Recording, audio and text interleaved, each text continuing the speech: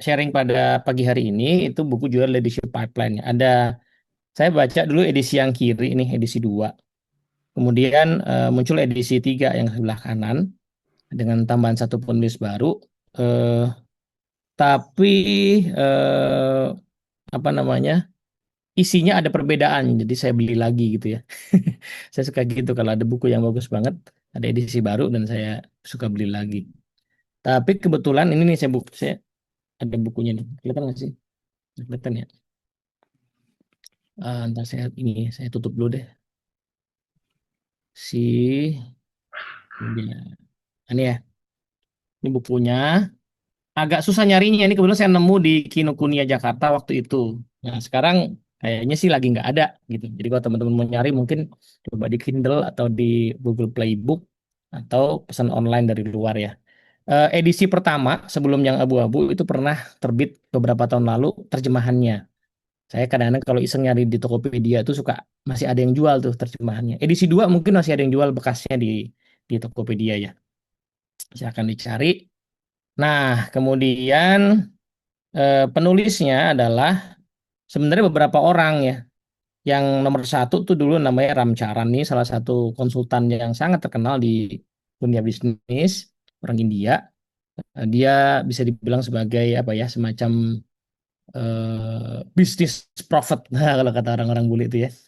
Dia hidup menyendiri seperti petapa tapi di dunia bisnis. Jadi semacam guru di dunia bisnis bagi para CEO. Lalu Stephen Rotter sama Jim Noel. Nah, yang saya tampilkan fotonya ini si Stephen Rotter karena asumsi saya ya kayaknya ya. Sekarang itu leadership pipeline sebagai sebuah framework consulting itu sekarang yang megang lisensinya Pak Stephen Rotter ini. Karena kalau kita lihat di websitenya, company-nya itu seolah-olah cuman punyanya Pak Stephen Rotter ini. Jadi mungkin yang lain hanya sebagai eh, apa namanya, semacam penulis buku, tapi secara framework beliau yang sekarang bikin sini. Nah, buku ini ada beberapa varian. Variannya adalah performance pipeline. Ini sebenarnya kalau menurut saya sepaket buku ini ya. Ini yang sebelah kanan juga nggak ada di toko buku, bahkan saya tuh dapatnya di apa namanya di online. Nah, karena kalau ini saya terangin lah bedanya dua buku ini apa ya, tapi dia saling sepaket, saling berkaitan gitu. Nah, ini yang selain perkenalan ya teman-teman semua ya. Kalau teman-teman cari di websitenya akan ketemu Pak Stephen Brotter ini. Oke, latar belakang buku ini tadi semuanya. Jadi ini dari riset yang cukup solid kalau saya amati ya. Risetnya itu bentuknya berupa assessment terhadap lebih dari 1.500 pemimpin kandidat CEO, Business General Manager, CFO, dan juga level director lain. Jadi pemimpin yang paling puncak di interview eh, kurang lebih 4 jam katanya ya. Setiap interviewnya itu cukup dalam. Nah, yang dilakukan di interview itu adalah menelusuri ya perjalanan karirnya seperti apa, kemudian pencapaian-pencapaiannya seperti apa, kemudian skill yang dipelajari seiring waktu sama beliau-beliau tuh apa saja. Nah, jadi interview mendalam, deep interview ini sering risetnya dibilang sebagai grounded research mungkin gitu ya, sama sama fenomenologi mungkin termasuk juga begitu. Lalu pertemuannya divalidasi sama atasannya lagi gitu. Jadi misalnya Mas Dendi di interview, ceritanya itu divalidasi ke Mas Gazan gitu misalnya gitu ya. Kalau Mas Gazan mungkin saya nggak tahu bisa divalidasi ke siapa ya, ke Mas Jaya mungkin ya. Kemudian divalidasi sama data-data lainnya, data pencapaian gitu-gitu ya divalidasi. Nah, jadilah satu framework gitu ya, satu framework singkat cerita begitu. Nah, kemudian kan framework itu dipakai ya, diajarkan ke organisasi lain, dipakai, diterapkan sejak 2010. Jadi udah lama, udah berarti 15 tahun ya. Frameworknya udah 15 tahun. Nah, dalam bentuk workshop kata kata buku ini udah diikuti lebih dari 15.000 pesertanya. Mereka diskusi gitu ya, kemudian mereka sharing aplikasi gitu. Nah, terutama gini nih, terutama yang paling utama adalah mereka sharing tentang bagaimana pengalamannya berpindah ke posisi kepemimpinan yang baru. Jadi ketika mereka naik level itu eh, apa experience mereka alami, apa yang mereka pelajari gitu ya. Nah, itu yang didapat kemudian diperkaya lagi, makanya muncul edisi kedua, edisi ketiga. Nah, edisi ketiga ini eh, subjudulnya adalah Developing Leaders in the Digital Age ya. Jadi ada tambahan, cuma termasuk juga revisi yang cukup baik terkait dengan kondisi di sekarang. Bahkan ada model yang berubah. Jadi nanti saya cerita lah di ininya, di dalam materi kita ya. Nah, sekarang kita masuk dulu ke basics-nya ya. Jadi si leadership pipeline itu ceritanya adalah kenapa namanya pipeline ya. Tahu tahu istilah pipeline teman-teman? Boleh komen silakan. Kalau mau komen istilah pipeline itu biasanya kepakainya buat apa gitu. Atau lebih dekat dengan istilah apa, pipeline apa kalau ada ingat? Belum ada yang komen? Oh ada nih chat. Sales pipeline betul, istilah sales betul, istilah marketing ya betul, betul. Biasanya kan itu ya.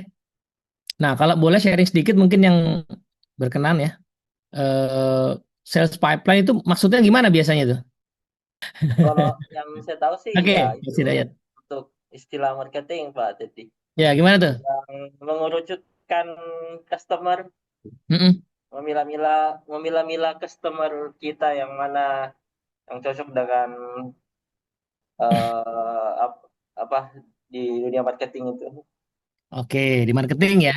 Jadi gimana cara kita dapat customer gitu ya? Ya, siap. Thank you, Mbak Nina Zulita. Oh, ini teman dari Samarinda.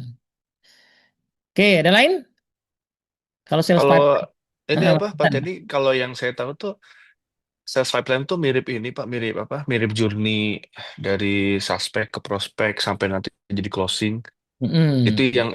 yang saya sering dengar gitu. Sales pipeline itu kayak semacam perjalanan dari leads itu dari prospek sampai dia closing gitu. Oke, wah ini rendah hati banget pura-pura yang saya tahu padahal dia udah pakai sebenarnya bisnisnya ya kan. Iya betul. Jadi istilah pipeline banyak kan dipakai di sales biasanya ya. Kan sales itu intinya ujungnya closing jadi pelanggan ya. Nah, kan orang tidak ujuk-ujuk jadi pelanggan kan. Biasanya jadi pelanggan, sederhana mungkin sebelum jadi pelanggan mungkin jadi hot prospect dulu ya, prospek yang sangat kepengen banget beli lah gitu ya. Nah, dari hot prospect mungkin sebelumnya jadi tadi namanya suspect mungkin gitu ya, atau cold prospect lah. Nah, itu diibaratkan kayak aliran pipa gitu ya. Jadi pelanggan kita yang masuk ke dalam database kita itu tidak ujuk-ujuk ada, harus kita alirkan. Nah, dari ujung sana tempat di mana dia berada yang tidak terakses sama kita bantu supaya set, jadi ada aliran pipanya masuk ke sini. Nah, itu kan metafora ya, perumpamaan kan, metafora untuk eh, bagaimana kita bisa mendatangkan penjualan. Nah, ternyata metaforanya dipakai untuk leadership juga bisa gitu. Jadi sebenarnya organisasi yang sustainable, nah ini mungkin masuk ke sini sedikit lah ya. Eh, Lima prinsipnya ya saya terangkan sedikit dulu ya. Organisasi yang sustainable itu kan pasti butuh leader ya di dalam tiap levelnya. Nah, even organisasi itu baru dimulai ya. Misalnya ada orang yang buka bisnis, bikin warung sendiri, masak sendiri, jual sendiri. Leadernya siapa? Ya dia sendiri gitu kan. Nah, ketika dia, oh udah banyak nih kerjaannya, saya rekrut cleaning service deh yang masak tetap saya gitu. Cleaning service satu orang sekaligus dia jadi pelayan. Nah, itu kan harus ada leadernya. Leadernya siapa? Ya dia sendiri. Karyawannya adalah karya apa namanya timnya gitu. Nah, kalau dia nggak mungkin bilang sama karyawan, kita sama-sama leader di sini ya. Jadi mari bertanggung jawab masing-masing. Nggak mungkin, namanya dia ownernya kan. Jadi dia harus mengatur pekerjaan. Nah, karyawan tadi ngikutin arahan dia. Nah, ketika misalnya karyawannya kan banyak, ya entah dia kelola sendiri atau dia minta orang lain untuk kelola karena banyak banget karyawannya dan mulai ada cabang gitu. Nah, mulai ada cabang dia akan minta orang untuk jadi koordinator gitu. Jadi organisasi yang efektif biasanya butuh leader ya di tiap peran dan dua di tiap jenjang. Tiap peran tuh artinya misalnya ada pembagian tugas lah tadi ya, ada yang bagian dapur sama bagian pelayanan. Nah, itu kan susah ya kalau kerjaannya bolak-balik, jadi harus ada peran masing-masing. Pasti di situ butuh ada leadernya gitu. Nah, logikanya kan begitu sederhana ya. Jadi setiap peran pasti ada leadernya. Nah, pertanyaan kemudian adalah dari mana organisasi, terutama yang sudah makin membesar, bisa mendapatkan leader itu? Nah, gimana caranya saya dapat tuh leader kayak gitu? Nah, suka ada yang curhat, misalnya waktu itu dia pegang lisensi salah satu franchise di sebuah kota. Waktu cabangnya masih 5, itu suami istri ya ownernya bisa tuh keliling cabang-cabang itu ya. Nggak usah nunjuk apa leader lah di situ. Tapi ketika cabangnya jadi 10, nah, nggak mungkin tiap hari dia keliling 10 cabang kan. Akhirnya dia hanya bisa keliling beberapa hari sekali. Nah, dia mulai berpikir, kayaknya saya butuh nunjuk nih leader di tiap cabang. Yang paling bagus dari karyawannya dia dong, yang sudah loyal gitu kan dinaikin. Ternyata nggak semudah itu. Mengangkat orang dari pelayan menjadi kepala resto atau menjadi dari cook ya, cook dari kepala resto ternyata nggak semudah itu. Nggak banyak yang betul-betul bisa seperti dia kemampuannya. Nah, itu pertanyaannya kenapa kan? Nah, disinilah mulai terjawab nih. Jadi ternyata seorang leader di tiap level tadi yang dibutuhkan harus ada, kalau nggak ada berarti kerjaan nggak ada yang kelola ya. Itu setidaknya harus dipahami lewat 3 dimensi. Satu adalah tiap leader itu butuh punya keterampilan yang perlu dikuasain di tiap level. Yang kedua adalah tiap leader itu perlu punya penggunaan waktu yang beda-beda. Ya, jadi waktu kita kerja let's say 8 jam gitu, 8 jam itu cara seorang manajer menggunakan waktu 8 jamnya dengan seorang staf menggunakan waktu 8 jam itu ternyata beda. Ya nggak bisa disamain gitu. Nah, yang ketiga adalah nilai kerja. Nilai itu adalah sesuatu yang dianggap penting di dalam pekerjaan. Nah, apa yang dianggap penting oleh staf itu beda dengan apa yang dianggap penting oleh manajer. Beda lagi yang dianggap penting oleh GM. Beda lagi yang penting oleh direksi. Nanti kita lihat nih apa bedanya gitu ya. Tapi setidaknya harus dipahami lewat 3 kali. Nah, ini yang membuat tadi kenapa seorang pelayan yang baik nggak bisa langsung efektif menjadi seorang kepala resto yang baik misalnya begitu. Seorang cook yang baik nggak mesti langsung bisa jadi kepala resto yang baik gitu. Nah, kenapa? Karena ini tadi 3 dimensi ini ternyata butuh ketika pemimpin berubah peran atau jenjang ya, dia butuh mengalami transisi yang ternyata sangat signifikan.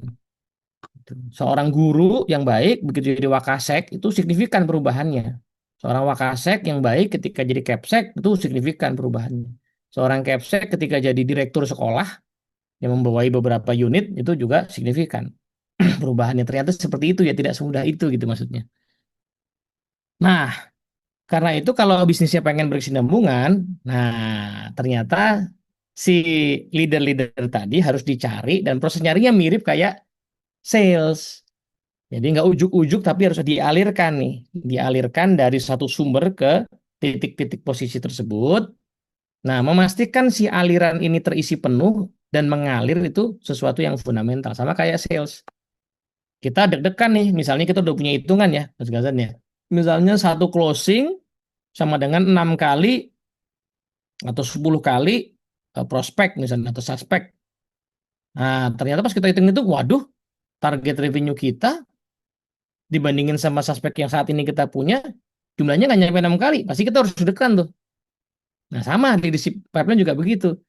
Ini ada posisi orangnya sih masih ada, tapi kandidat penggantinya belum ada nih. Nah, ini harusnya kita deg-degan karena kalau enggak, in case ada apa-apa sama orang ini, ya kita nggak punya leader, gitu, ya kan? Nah, either kita akhirnya harus bayar dari luar untuk jadi leader karena udah profesional, atau kita terpaksa mengangkat dari bawah tapi kualitasnya mungkin belum siap. Nah, kualitas yang belum siap itu problemnya dua di organisasi. Satu adalah orangnya sendiri akan menderita ya karena dia memegang tanggung jawab yang dia belum siap. Organisasi atau timnya pasti juga menderita karena dia dipimpin oleh orang yang belum siap gitu. Dan itu jelas organisasi rugi lah gitu.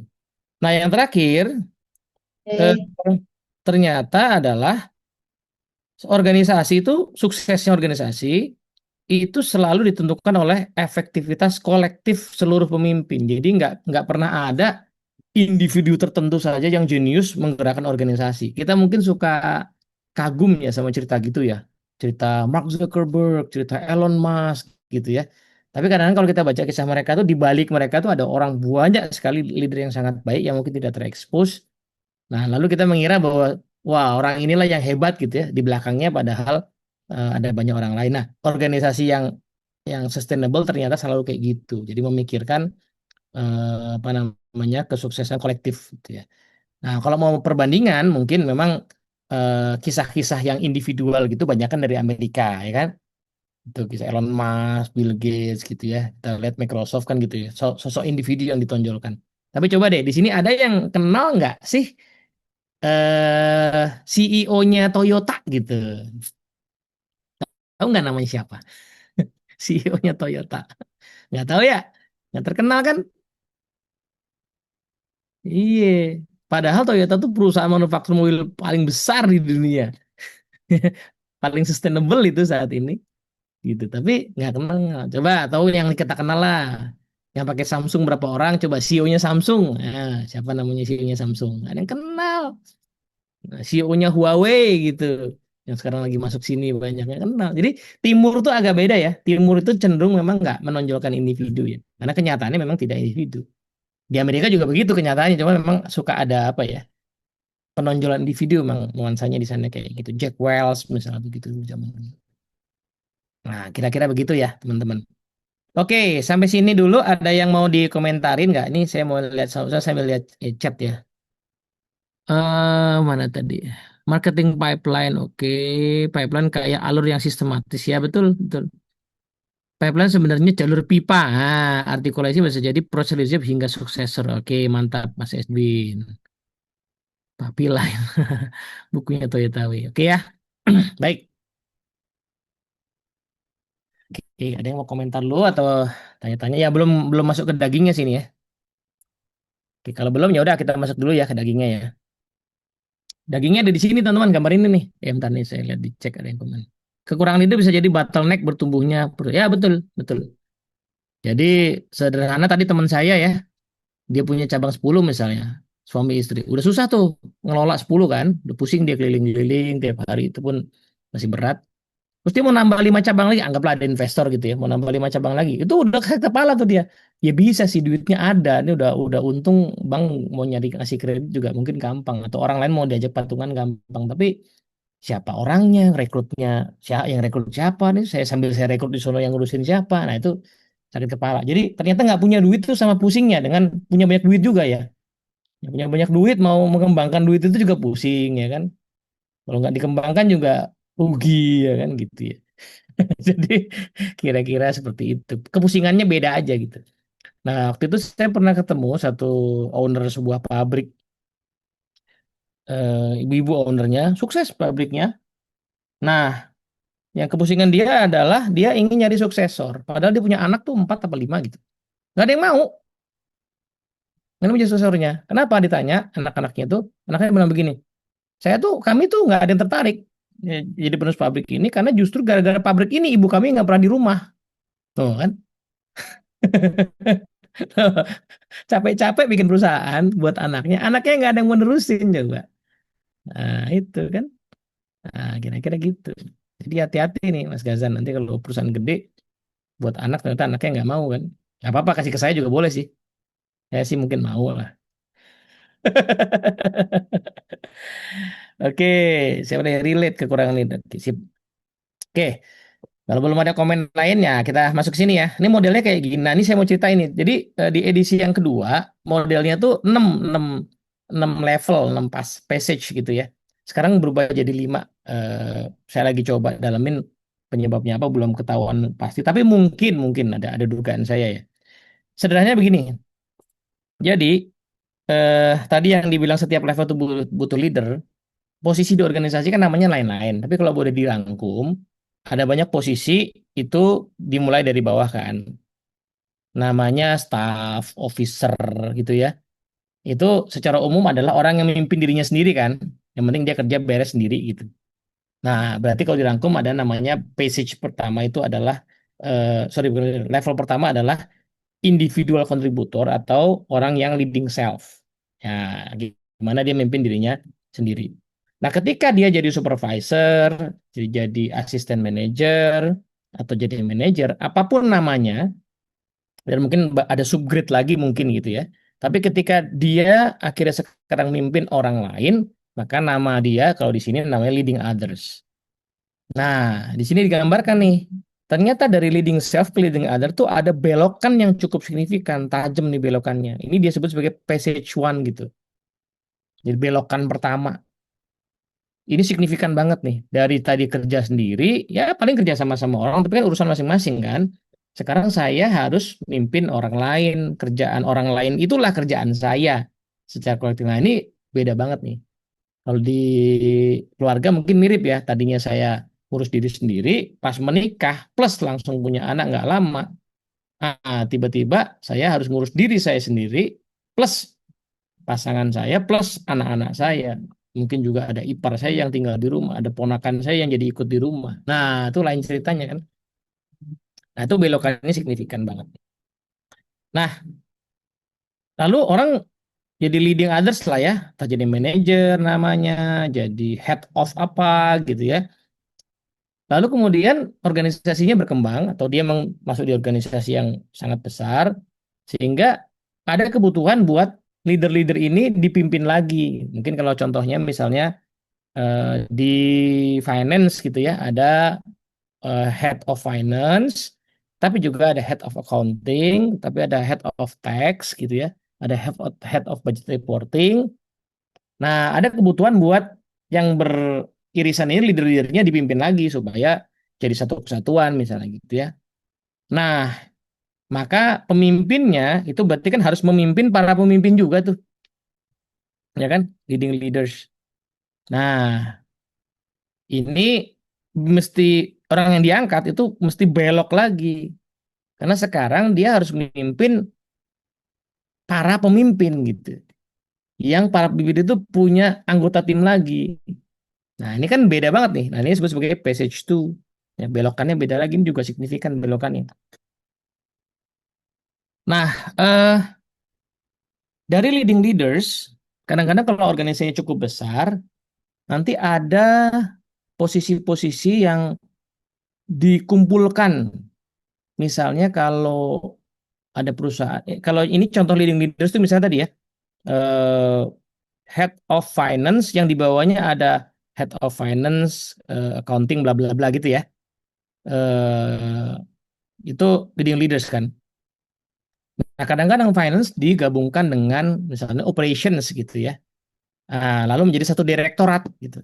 Nah, itu namanya leading a function, satu fungsi tertentu di bisnis. Atau mungkin kalau ya gedean lah kalau di bisnis itu berarti ada fungsi bisnis di dalamnya ada sales, marketing gitu ya. Marketing communication mungkin. Lalu ada fungsi operations. Ada fungsi operations itu berarti ngomongin soal technical, operasional, produksi gitu kan. Lalu ada fungsi lagi support. Support itu bisa dibagi dua ya, bisa terkait dengan HR, biasanya yang mungkin sekarang agak besar. Nah, head-headnya itu adalah functional leader nih. Ya, dia punya bawahan, yang bawahannya punya bawahan lagi, yang bawahnya punya bawahan lagi. Nah, itu belokannya juga signifikan ya, leading a function. Nah, kemudian seringkali kalau di dalam sebuah organisasi ada anak perusahaan ya kan, ada anak perusahaan.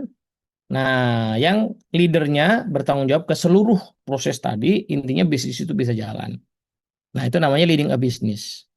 Jadi, misalnya kalau kita lihat mungkin yang contoh kelihatan barang-barang ya Astra Group ya. Astra Group itu ada di Presidir untuk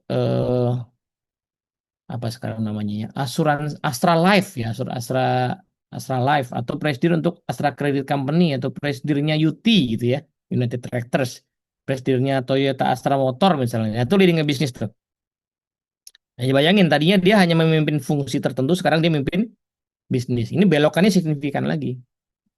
Nah, yang terakhir adalah leading enterprise. Nah, kalau ngomong Astra tadi, maka CEO-nya Astra atau para BOD di Astra Internasional yang memegang anak perusahaan juga itu, nah, PCH 5 ini ya, level yang paling tinggi, dia mesti belok lagi. Nah, kenapa belokan ini signifikan? Ya salah satunya misalnya kayak bayangin ya, orang yang bisa sampai jadi CEO Astra gitu, itu jarang sekali dia pernah di semua anak perusahaan, nggak mungkin lah. Umurnya nggak nyampe juga gitu. Jadi paling banter misalnya dia pernah di Toyota, pindah ke Daihatsu gitu. Nah, sudah jadi direksi, naik. Nah, tapi kan dia punya anak buah, nanti punya bisnis kan, asuransi, punya bisnis finance, punya bisnis infrastruktur. Nah, gimana tuh dia mesti jadi leader atas semua itu, hal-hal yang dia nggak ngerti semua gitu.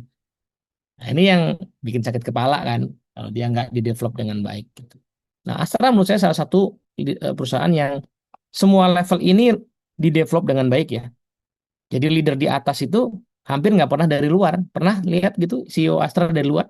Nggak ada, dari dalam semua. Karena tinggal urut kacang. Satu meninggal, satu pensiun atau mundur, udah ada gantinya tiga, dua gitu. Lalu disiapin. Kira-kira begitulah teman-teman. Dan itu ternyata udah disiapin dari level yang lumayan. Setahu saya ya, kayak Astra itu yang benar-benar melototin stok leadernya itu minimal level ini, leading leaders ini. Level GM di anak perusahaan itu namanya udah dipantau tuh. Jadi kalau misalnya Mas Denny jadi GM di Astra, anak perusahaan dong padahal tuh. Itu namanya udah masuk ke pusat dipantau tuh. Gimana kinerjanya, bla bla bla, ya pengembangannya apa, mentor dia siapa gitu, pantau tuh. Kalau gelagatnya dia mau resign udah dikasih apa, kira-kira biar nggak resign gitu kan. Dipantau gitu ya. Nah, kalau dia masih single dicariin jodoh supaya menikah. Kalau sudah menikah biasanya jarang resign gitu. Nah, gitu. Atau mungkin gampang resign. Nah ini kira-kira gampangnya teman-teman. Nanti leadership life plan tuh ngajarin kita tiga dimensi tadi ya. Keterampilan, kemudian penggunaan waktu sama value kerja.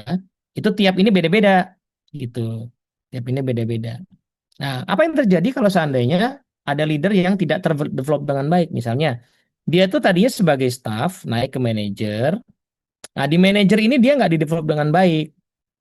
Apa yang terjadi? Nah, ini repot. Berarti dia akan menjadi manajer dengan gaya seorang staff. Nah, mungkin nggak terlalu kerasa pas manajer, tapi nanti kerasanya pas dia naik lagi. Karena kelihatannya masih kinclong ya, kinerjanya bagus, dan kadang-kadang perusahaan cuma peduli sama kinerja doang. Nah, begitu dia jadi GM, bayangin, dia bisa jadi, ini dan ini saya ketemukan ya, ada GM mimpinnya kayak staff loh, bahkan bukan kayak manajer. Maksudnya apa? Ya, GM tapi ngerjain semua sendiri, anak buahnya cuman kayak pelaksana aja, padahal dia punya leader lagi di bawahnya gitu. Nah, ini mulai problem, kenapa? Karena kan nggak mungkin lah. Bayangin kalau dia nanti jadi direktur ya, jadi direktur dengan gaya seorang staff itu ada nggak? Ada. Jangan khawatir ada. Dan ini bahkan lebih sering terjadi di para pebisnis. Para pebisnis yang belum bisa mendevelop dirinya itu masih pakai gaya waktu dia develop bisnis dulu padahal bisnis udah gede. Nggak berkembangnya kadang-kadang karena egonya juga bahwa dari dulu saya kayak gini makanya kita sukses gitu. Nah, nanti apa yang terjadi? Ya yang paling gampang kelihatan ya amit-amit ya. Dia meninggal selesai. Leader di bawahnya nggak ready, nggak ada profesional yang bagus direkrut, anaknya rebutan warisan. Udah tuh gitu doang habis itu. Habis itu perusahaannya bubar. Nah, tapi mungkin itu cara Allah untuk mendistribusikan kekayaan ya. Caranya gitu barangkali. Nah, itu problemnya. Kira-kira gitu ya teman-teman. Makanya kalau dilihat di organisasi yang konglomerasi, yang sustainable, itu selalu ada keseimbangan tuh antara leader yang develop dari bawah, mungkin masih keluarga kalau tadi family business, dengan leader yang dari profesional memang naik pelan-pelan di develop gitu. Karena ya balik lagi tidak semua juga anggota keluarga mampu ya. Ya kapasitasnya nggak mampu, kadang-kadang nggak minat ya. Jadi nggak mau, nggak minat gitu. Ada juga. Kira-kira begitu. Sampai sini ada yang mau komentar dulu nggak? Saya juga lihat nggak ada chat kan. Nggak ada ya. Nah, belum belum ada kita mau bahas satu-satu nih teman-teman ya. Eh kita sampai jam 11 ya. Oke, masih ada waktu ya.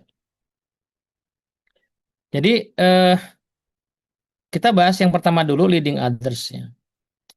Leading others berarti orang dari staff jadi manager gitu. Nah, ini teman-teman bisa baca di bukunya. Dan saya mungkin nggak bahas satu-satu item ini, tapi kita bahas beberapa poin aja. Apa yang signifikan dia dia akan diukur ya. Ukuran keberhasilan manajer itu apa? Satu, dia bisa nggak set direction, menentukan arah tim kita mau ngapain. Dia bisa nggak empower, mengembangkan timnya. Nah, problem dengan manajer adalah seringkali timnya itu bahkan bukan orang yang dia rekrut. Dia anak buah yang direkrut udah ada dari dulu gitu. Masa mau saya ganti semua? Ganti semua, merekrutnya juga nggak gampang, ya kan? Jadi seringkali saya mesti bisa kayak manpower. Saya mesti mendevelop dari report saya. Saya mesti jadi orang yang tiba-tiba harus concern sama kinerjanya dari report saya. Dulu kan waktu saya staff, saya kinerja saya sendiri yang saya pantau. Sekarang kinerja orang harus saya pantau. Saya mesti bisa milih tim member saya. Milih itu dalam arti ngerekrut dari luar, saya interview, saya seleksi, mesti punya kemampuan seleksi. Atau kalaupun enggak ya saya punya anak buah 5, saya milih si A saya kasih apa, si B saya kasih apa. Itu kan tanda kutip ya ada perjudian di situ sebenarnya. Ini kalau saya kasih ke dia bener nggak ya? Saya nggak tahu tuh. Kadang-kadang mesti mencoba-coba gitu. Nah, belum lagi urusan membangun tim. Itu tadi baru individu saya bagi-bagi kerjaan. Tapi kan kerjaan itu seringkali harus kolaborasi ya. Nah, gimana saya bangun tim sementara mereka beda-beda. Ada yang baperan, ada yang lagi jatuh cinta, ada yang lagi patah hati. Nah, dan yang paling krusial juga adalah bagaimana dia bisa connect sama atasannya, integrasi ke atas, dan integrasi ke samping. Karena kerjaan dia pasti terkait sama yang lain ya kan. Misalnya saya tim head of team sales aja, saya pasti bergantung sama tim produksi dong. Ya kan, saya bisa jual kalau nggak tim produksi nggak align, saya bilang sama pelanggan saya akan deliver 2 minggu, tim produksi bilang enak aja 2 minggu, 3 minggu standar kita. Nah, udah tuh mati tuh habis itu. Jadi saya mesti bisa ke kanan sama kiri. Nah, ukurannya itu keberhasilannya. Beda banget kan sama staff. Kalau digambarin kayak gini nih.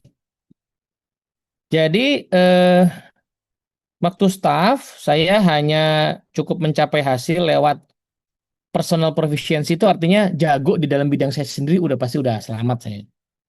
Kemudian saya jago teknis ya. Saya tukang AC, jago teknis benerin AC, beres, aman kerjaan saya.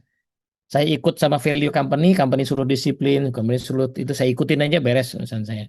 Nah, begitu kita jadi leading others, saya akan achieving result through others. Hasil saya itu lewat orang lain problemnya, yang orang lain itu beda-beda. Nah, kemudian begitu saya leading others, maka sukses saya bukan sukses sendiri, tapi sukses dari direct report saya. Gitu. Nah, sekarang saya harus melihat self diri saya sebagai leader, saya bukan orang sebagai diri saya sendiri. Jadi nggak mungkin saya bilang udah kerja masing-masing, nggak bisa, wong kerjaan saya kerjaan tim saya. Nah, ini kan signifikan ya bedanya, ya. Sama kayak orang tua yang tadinya orang yang tadinya single, makan-makan sendiri, tidur-tidur sendiri, kamar kos-kosan, berantakan nggak apa-apa. Begitu punya pasangan aja, pasangannya nggak suka berantakan. Nah, itu kan udah nggak bisa bilang, udah hidup sendiri-sendiri aja. Lah, ngapain nikah kalau gitu, ya kan? Nah, kan harus bisa negosiasi ya, bagi-bagi tugas gitu. Nah, time application sekarang. Kalau sebagai staff, kontributor, dia itu yang penting datangnya disiplin, yang pulang on time nggak masalah. Kemudian ada project, ngatur waktu sendirilah, beres. Udah nggak ada masalah, saya nggak akan dipecat lah. Kalau saya atur kerjaan saya beres, nggak dipecat. Nah, tapi begitu saya jadi leading other, saya mesti mikirin budget tahunan, budget project, budget rutin. Saya mesti punya waktu buat ngajarin anggota tim saya. Jadi 28 jam saya yang nggak ditambah sama Tuhan itu. Nah, jadi manajer kan nggak ditambah sama Tuhan 8 jam saya kan. Sekarang saya harus sisihkan sebagian jam buat monitor anak buah saya, buat ngajakin dia ngobrol, buat negur dia mungkin. Ada managerial work tuh yang ngisi formulir buat approval, daftarin training anak buah saya, ngasih penilaian, nyatetin evidence gitu. Nah, beda banget kan? Ya kan? Beda banget tuh. Nah, sehingga otomatis skillnya juga beda. Kalau waktu jadi staff, ya skillnya yang penting teknis. Staff tuh teknis dulu lah. Kita tuh di hire karena teknis kok. Di hire sebagai tukang masak ya karena bisa masak. Itu dulu lah. Nah, saya yang penting tim player nggak nyusahin yang lain gitu kan. Kemudian saya bisa, kalaupun saya bangun hubungan, ya semata-mata buat kepentingan saya juga nggak apa-apa. Ya kan? Jadi saya baik-baik sama Pak Hidayat sebagai tim saya, supaya dia bantuin saya. Itu nggak apa-apa, tuh nggak salah tuh. Nah, saya bisa pakai peralatan punya perusahaan, alat-alat kerja gitu ya, proses terus jalanin beres. Saya nggak akan dipecat. Nah, tapi begitu saya jadi manajer, saya tiba-tiba harus tahu cara mendesain pekerjaan. Ini ada orang baru masuk, saya kasih kerjaan apa nih ya? Job desk-nya apa ya? Saya belum ada job desk-nya atau kerjaan ini baru ya. Saya mesti bisa nyeleksi, saya mesti bisa mendelegasikan tugas, bagi-bagi tugas yang kira-kira kelar ya kan. Kalau asal bagi kan kadang-kadang nggak kelar tuh. Ternyata Mas Ismail kerjanya lama gitu. Karena dia terlalu perfeksionis, padahal kerjaannya butuh cepat misalnya. Nah, saya mesti bisa mengcoaching, melatih. Saya bisa ngasih feedback. Saya mesti bisa mengelola kinerja, berarti bikin target, setting target, follow up target ya. Saya mesti bisa berkomunikasi dan men-setting climate ya, suasana kerja yang enak buat tim saya, bangun tim. Nah, terakhir adalah membangun psychological safety. Jadi di zaman sekarang nih di era digital, itu kita makin butuh tim itu terbuka supaya feedback satu sama lain lebih cepat. Tapi itu artinya adalah dia harus ngerasa tim itu aman buat berbicara secara terbuka. Tidak akan dibully, tidak akan dihina, tidak akan dijatuhkan gitu ya. Nah, itu bangun psychological safety itu jadi tanggung jawab leader gitu. Yang dulu tidak sebagai staff nggak perlu. Nah, kira-kira gitu teman-teman ya. Jadi kenapa ada orang yang mungkin ya, saya udah kerja lama kok nggak diangkat-angkat ya jadi manajer ya. Nah, mungkin karena skillnya masih jauh nih sebelah kanan ini. Sebelah kanan ini masih jauh, jadi even kerjanya lama dan mungkin kinerjanya bagus di staff, tapi belum kelihatan menunjukkan sisi-sisi yang sebelah kanan. Gitu. Oke, sampai sini dulu ada yang mau komentar nggak? Boleh langsung komentar atau pakai chat juga silahkan.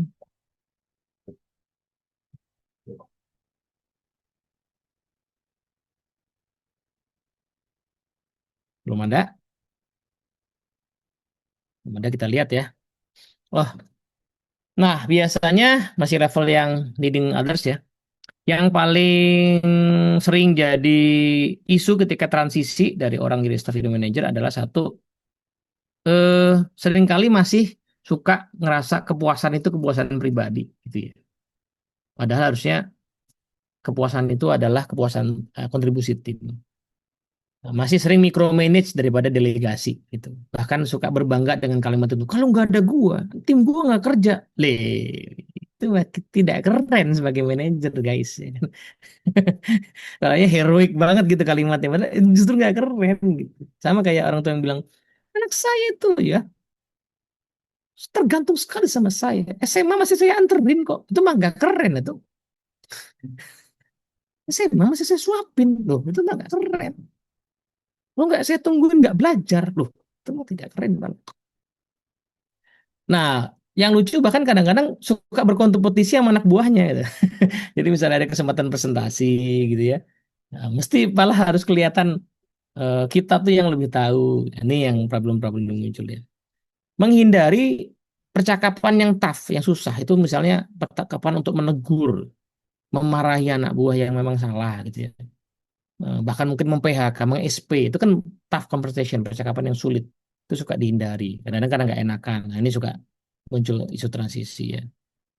Eh, Bahkan ini ya suka menganggap pertanyaan dari direct report sebagai gangguan daripada eh, kesempatan buat melatih. Nah, ini yang suka jadi problem di level leading others nih. Nah, gitu kira-kira teman-teman ya. Ini ada chat dulu saya mau lihat. Mas atau Mbak Rizky, seberapa sulit mendevelop leader dari dalam maupun dari luar? Ah, sama-sama sulit sih sebenarnya. Cuman kalau dari luar sebenarnya kita kan lebih cari yang udah jadi ya. Ya ngapain cari luar mendevelop yang belum jadi gitu. Nah, tapi problemnya kadang-kadang adalah leader yang udah jadi, misalnya manajer yang udah jadi manajer ya, jadi udah jadi manajer luar kita rekrut, jadi dia langsung bisa running sebagai manajer. Problemnya adalah kan gaya dia belum tentu sama sama gaya organisasi kita kan, value-nya. Itu yang agak menantang. Padahal dia udah terbentuk bertahun-tahun sebagai manajer kayak gitu. Kebetulan misalnya di perusahaan yang kalau meeting itu biasa tuh belak-belakan ngomong. Nah, sementara di perusahaan kita halus-halus gitu. Nah, itu kadang-kadang bikin kaget orang kan. Atau kebalikannya ya. Biasa di BUMN ya, dikit-dikit mohon izin gitu kan. Nah, masuk ke kita, ngapain sih mohon izin mulu ya kan. Nah, itu kan agak budayanya kadang-kadang nggak kayak gitu. Nah, tapi cuman gini, jadi Mas Rizky biasanya tuh itu kan strateginya build or buy kan. Saya tuh mau bangun leader dari bawah dinaikin atau beli dari luar. Nah, dari luar tadi konsekuensinya culture-nya nggak cocok plus mahal kan. Karena dia udah jadi kita gajinya pasti harus standarnya cukup tinggi, standar luar. Kalau dari bawah nih misalnya ya, Mas Ismail ya, staff tadinya gajinya berapa lah ya, 8 juta gitu ya. Terus kita promosi nih dia. Il, promosi dia jadi manajer ya. Tanggung jawab nambah, gaji lu gue naikin deh 10 juta. Itu dia udah happy kadang-kadang. Karena dari 8 juta ke 10 juta plus dari manajer udah happy dia. Nah, dari luar belum tentu mau gaji segitu kan. Lebih murah. Tapi memang itu tadi ya mendevelopnya. Nah, ini butuh butuh effort. Leadership pipeline itu adalah cara untuk menyiapkan dari dalam sebenarnya. Gitu.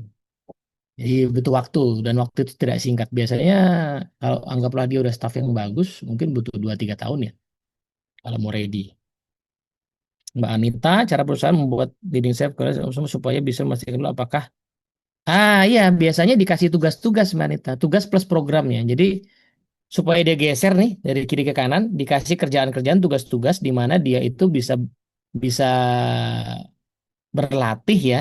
Misalnya nih, dia udah jago tenis, sekarang kita mau tes dia kan.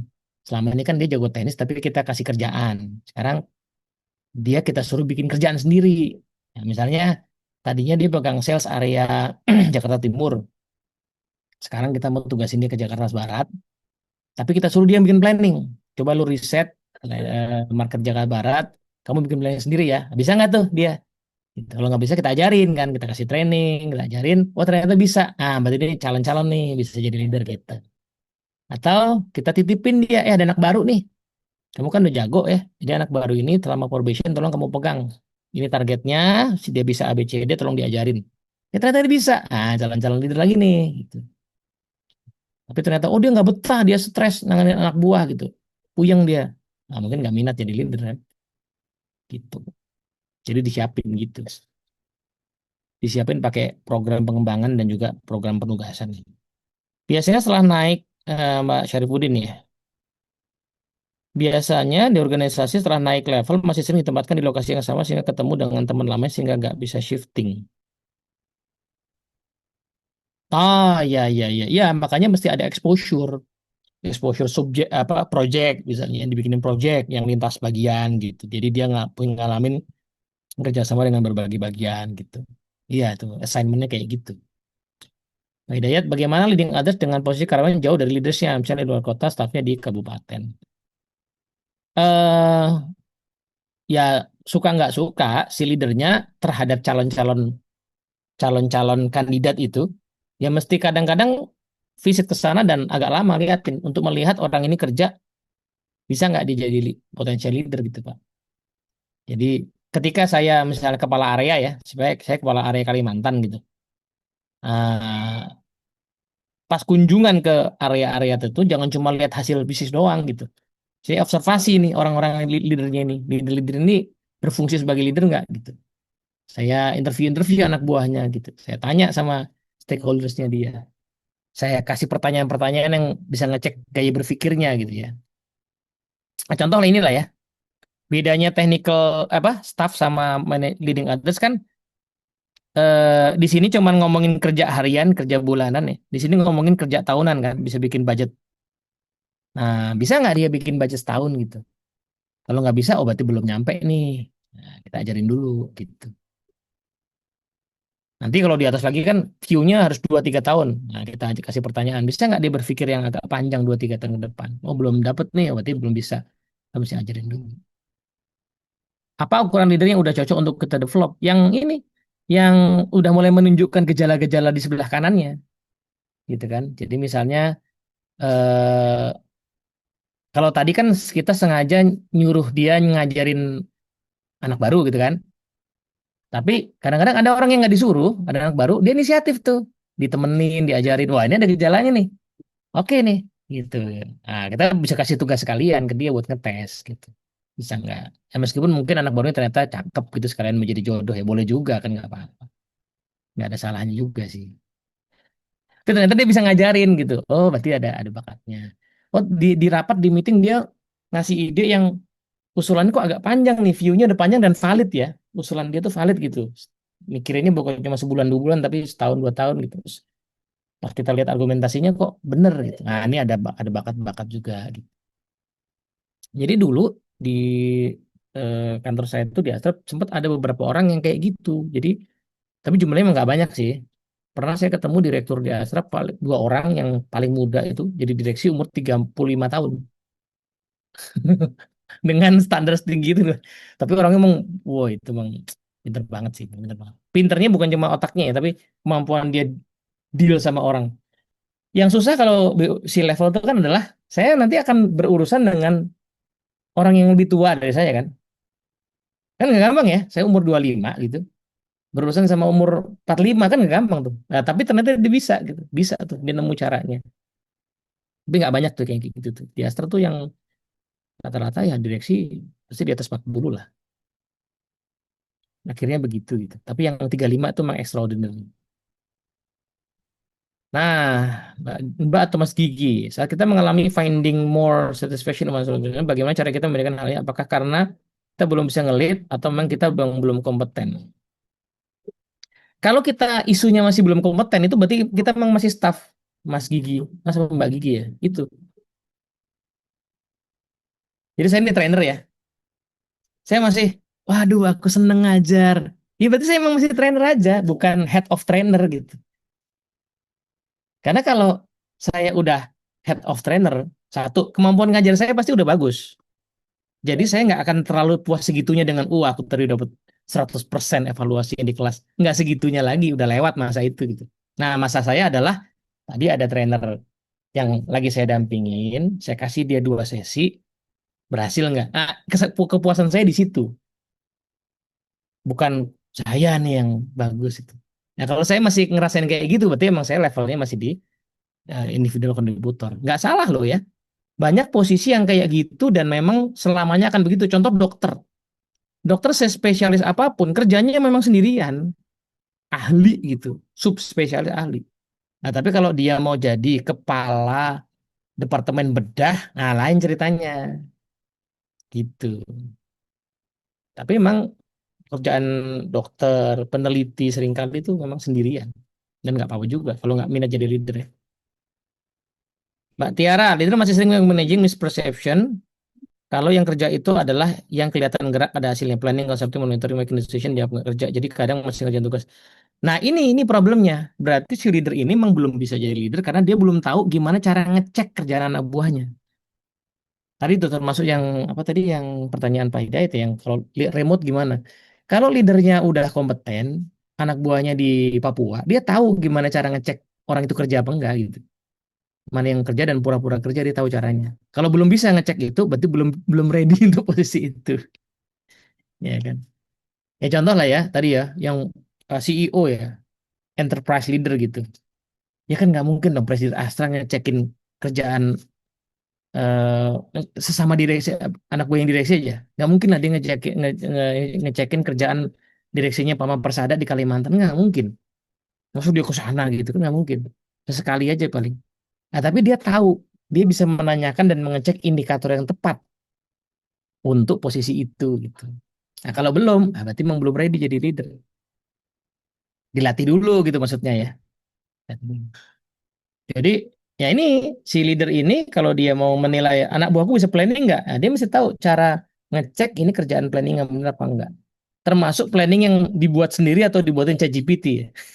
Sama kayak dosen ya. Dosen itu jangan kira ya dia nggak tahu bahwa mahasiswanya bikin pakai ChatGPT ya. Ketahuan kok. Dosen yang jago akan tahu, oh ini pakai ChatGPT murni plek-plekan sama ChatGPT cuma sebagai referensi ya. Gitu. Dan nggak heran Mbak Tiara bahwa ada manajer yang tadi senangnya lihat anak buah yang kelihatan sibuk, mondar-mandir, itu yang nilainya dianggap bagus.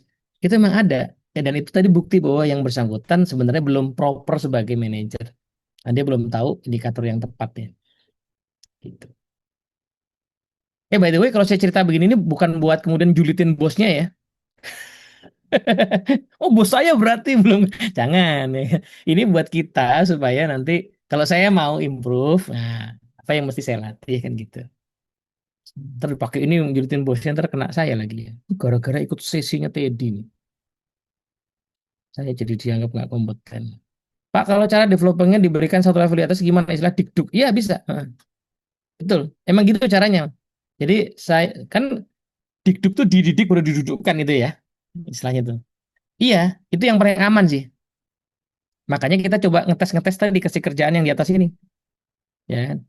Kalau mau ngajarin dia soal interview gitu ya. Dia masih staff tapi senior staff nih. Calon manajer lah gitu ya. Saya mau ngajarin dia nyeleksi anak buah. Nah, pas saya ada interview sama calon anak buah baru, juniornya, Saya ajak dia interview, saya suruh dia nanya, ya kan? Gitu. Kemudian habis interview saya ajak dia diskusi, gimana pendapatmu, gimana penilaianmu, gitu. Kira-kira gitu, gejala. Gitu ya. Baik. Nah, sekarang kita masuk ke yang kedua. Saya nggak tahu nih akan selesai nggak ya sampai akhir ya. Jadi selesainya aja lah ya. Mungkin jam 11 kita kelar gitu ya. Kalau nggak nyampe ujung ya nggak apa-apa ya. Paling nggak ada 2 atau 3 level lah kita bahas. Nanti bisa aja di sesinya kita perpanjang sih di next next session. Tapi jam 11 kita kudu selesai karena mungkin ada yang mau makan siang atau masakan. Leading leader sekarang. Pemimpinnya, para pemimpinnya. Nah ini, keberhasilan dia itu diukur dari eh, bisa mentranslasi strategi ke dalam operating plans. Strategi company diterjemahin ke bawah. Bisa dia. Dia bisa mendevelop leaders. Nah, ngajarin orang untuk jadi leader. Dia harus bisa, tadi ini nih, harus bisa menilai kinerjanya para pemimpin. Nah, suka dispute nih. Jadi ada GM menilai kinerja manajer cuma dari angka. Nah, itu nggak tepat. Karena angka hanya satu komponen dari kinerja seorang pemimpin. Dia mesti bisa menilai dimensi kepemimpinan secara keseluruhan apa aja. Kemudian dia bisa nyeleksi pemimpin, dia bisa bangun organisasi, karena seringkali begitu ya. Misalnya levelnya GM tadi kan, misalnya contohnya Mbak Ria gitu. Mbak Ria diangkat jadi GM ya, tapi di wilayah baru nih. Ntar dikasih budget, dikasih jumlah orang, pikirin sendiri, bulan Juni buka tuh cabang. Nah itu misalnya ya. Nah, kayak gitu tuh. Jadi dia mesti bangun organisasi kan. Dan mungkin dia mesti bisa lead across organization. Berarti kan dia mesti bisa deal sesama GM gitu. Yang sama-sama leader juga. Nah untuk itu transisinya dari mana nih? Yang kiri udah kita bahas ya. Yang kiri udah kita bahas tadi. Sekarang kita lihat yang kanan langsung. Berarti secara work values-nya adalah dia mesti mencapai hasil lewat para pemimpin lain kan. Jadi nggak bisa dia mencapai hasil lewat anak buahnya mereka langsung, tapi lewat para pemimpin. Dia harus membuat para pemimpin itu berfungsi sebagai leader. Jadi nggak boleh dia turun langsung ke bawah terlalu sering, karena berarti nanti leader tengahnya nggak berfungsi. Dia mesti bisa melihat sukses tuh value chain. Sukses divisi saya itu ada hubungannya dengan sukses divisi lain. Jadi saya harus bisa kolaborasi sama divisi lain, mesti bisa dekat sama GM-GM lain. Dan ada unsur ambiguitas yang makin lama makin kental ya. Jadi nggak hubungan sebab akibat pekerjaan tuh nggak selalu murni gitu. Ya contoh lah misalnya dia kepala divisi sales marketing, ya digabung jadi satu dia kepala divisinya. Nah itu kan nggak semata-mata saya pasang iklan langsung sales jadi gitu kan. Agak panjang tuh ininya perjalanannya kan. Jadi ada unsur ambiguity. Dan mesti mulai menerapkan values based leadership, kepemimpinan yang basisnya adalah nilai. Maksudnya apa? Keteladanan dia makin dilihat. Karena apa? Karena dia jarang berinteraksi langsung dengan semua tim. Jadi penampilan dia sebagai leader di posisi itu harus sosoknya tuh segera mungkin orang bilang bahwa wah ini oke nih gitu. Nah, maka makin penting dia belajar public speaking, ya, dia belajar cara buka buka apa namanya buka meeting ya, dibikin poin-poin. Jadi public speaking jadi penting di sini. Yang tadinya sebagai manajer seringkali nggak harus ya, manajer itu nggak harus pandai public speaking, tapi GM menurut saya harus belajar public speaking karena dia akan buka meeting town hall anak buahnya 200 orang gitu. Ya kan, nah itu yang kan gimana ya? Mungkin pernah ngalamin ya. 200 orang kumpul gede eventnya, terus GM-nya yang ngomongnya kemana-mana ngantur gitu loh, kayak aduh kurang lah gitu. Padahal itu momentum tuh, momentum dia buat ngasih inspirasi, ya kan, momentum buat dia ngasih arah yang sama gitu. Nah yang berikutnya time application. Dia mesti mikir, nah nih mulai 2-3 tahun ke depan operational planning. Jadi view-nya dia agak panjang nih, bukan cuma tahunan tapi 2-3 tahun lagi. Dia mesti bisa mengalokasikan resources, percaturan sumber daya, budget, alat itu diputar-putar sama dia mesti ngerti. Kemudian ketika company sudah ngasih ngadain meeting strategi, dia mesti bisa ngasih input yang signifikan gitu. Dia bisa ngomong. Jadi lucu kalau ada level GM di meeting direksi dia diem aja, tunggu arahan bapak gitu. Nggak bisa, dia mesti ngomong dan omongannya mesti valid. Dia mesti bisa mengelola boundary antara tim. Nah, jadi di bawahnya dia kan ada leader yang tim-tim tadi kan. Nah, tim-tim itu kan harus pasti punya kewenangan. Tapi bagaimana kewenangan itu kemudian kadang-kadang perlu ditarik ulur gitu ya. Nah, itu kebijaksanaannya si GM ini nih. Mana yang oke ini A sama B bagi tugas clear, tapi oke A sama B mesti kolaborasi. Nah, itu yang bisa memainkan si GM ini. Nah, bahkan bisa managing boundaries to peer organization-nya. Jadi divisi dia dengan divisi yang lain, bagaimana dia bisa kelola kerjasamanya. Nah, untuk itu dia mesti bisa bikin organisasi dari nol, ya kan? Bisa menyeleksi leader, jadi mesti paham kompetensi leader. Kemudian bisa managing stakeholders ya, pemegang kepentingan yang berbagai macam. Kalau perusahaan gede, kadang-kadang GM itu at least kalau keluar ya, berarti mesti bisa ngobrol sama GM lain, direksi perusahaan lain, atau mesti bisa ngomong sama minimal kepala dinas gitu kalau di pemerintahan kan.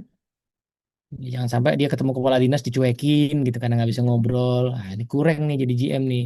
GM tuh mesti mantep. Ya apa namanya? Executive presence-nya udah harus ada. Ya, di ruang meeting rapat sama kepala dinas tuh didengerin omongannya gitu loh. Ya kan dia coaching leaders, dia bisa mengakses kinerjanya leader tadi tuh ya. Jadi dia tahu leader yang beneran kerja as leader sama yang pencitraan dia tahu ya kan. Eh, Building diverse organization, jadi organisasi yang isinya macam-macam keahlian, macam-macam bidang gitu kan. Eh, Membangun agility ya, kelenturan di organisasi. Nah, ini spesifik mungkin di era digital ya. Organisasi itu nggak sekaku itulah job desk-nya, strukturnya. Selama bisa bikin strategi capability building itu membangun kapabilitas tim tapi yang efeknya jangka panjang. Investasi terhadap tim untuk nanti impactnya 2 tahun lagi.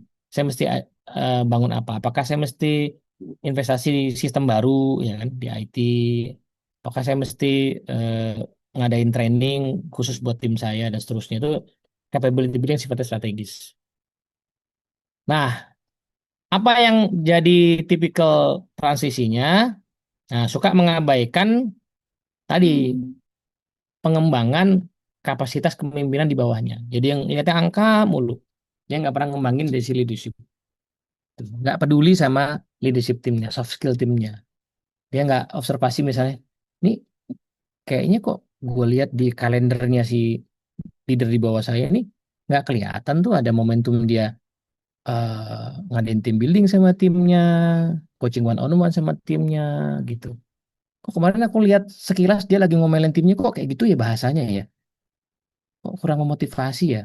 Tuh dia buka meeting kok kayak gitu caranya ya. Nah, kok waktu dia bikin planning kok view-nya masih pendek ya. Nah, itu dia nggak tahu tuh. Nggak nangkap itu. Yang ditangkap resultnya doang. Kemudian mengabaikan eh, keharusan bahwa dia tuh meminta anak buahnya yang leader tadi untuk bertanggung jawab atas kinerja kepemimpinannya. Jadi misalnya gini, di beberapa organisasi itu mulai manajer punya KPI namanya RTC atau Replacement Table Chart.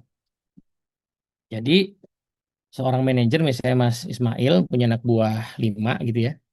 Nah Mas Ismail itu tiap tahun akan dikasih target. Mas Ismail, anak buahmu yang bisa jadi suksesormu siapa aja gitu. Nah itu ada angkanya tuh misalnya kalau level manager itu 1 banding 1 ya. Ismail satu manajer, dia minimal punya satu suksesor, calon suksesor. Nah nama orang itu mesti muncul dan treatment terhadap orang itu mesti ada ya. Misalnya dikasih target lebih tinggi, dikasih training lebih banyak gitu ya. Itu mesti ada. Jadi si Ismail mesti mentreat orang ini. Sehingga saya sebagai atasnya Ismail bisa nanya, Ismail, kalau si Tono anak buahmu itu in case tiba-tiba dipromosi, menurutmu berapa dia? Berapa lama dia?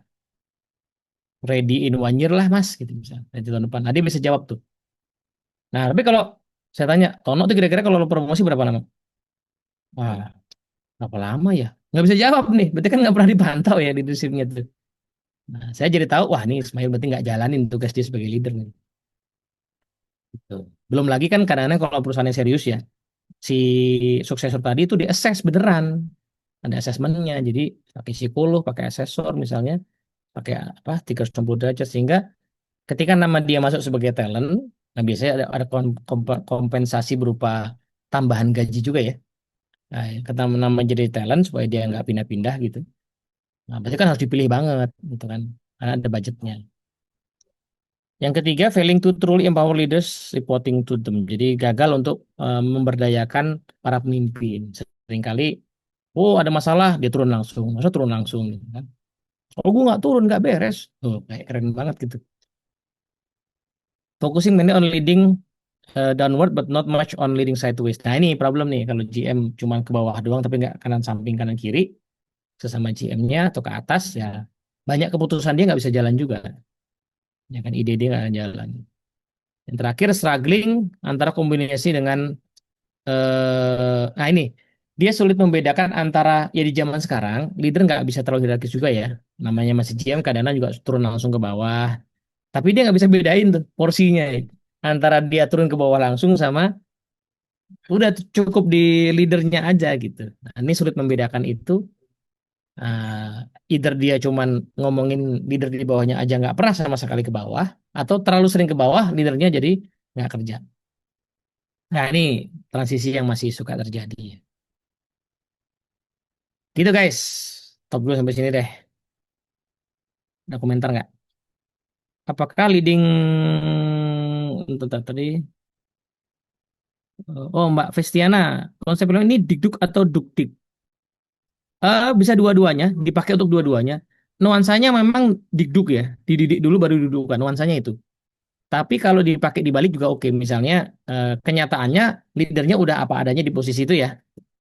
Terus kita ragu nih orang-orang ini kompeten nggak ya sebagai leader ya. Nah kita bisa pakai konsep pipeline ini untuk memastikan mereka itu kompeten. Oh berarti harus dipelajari ini A B C D E gitu.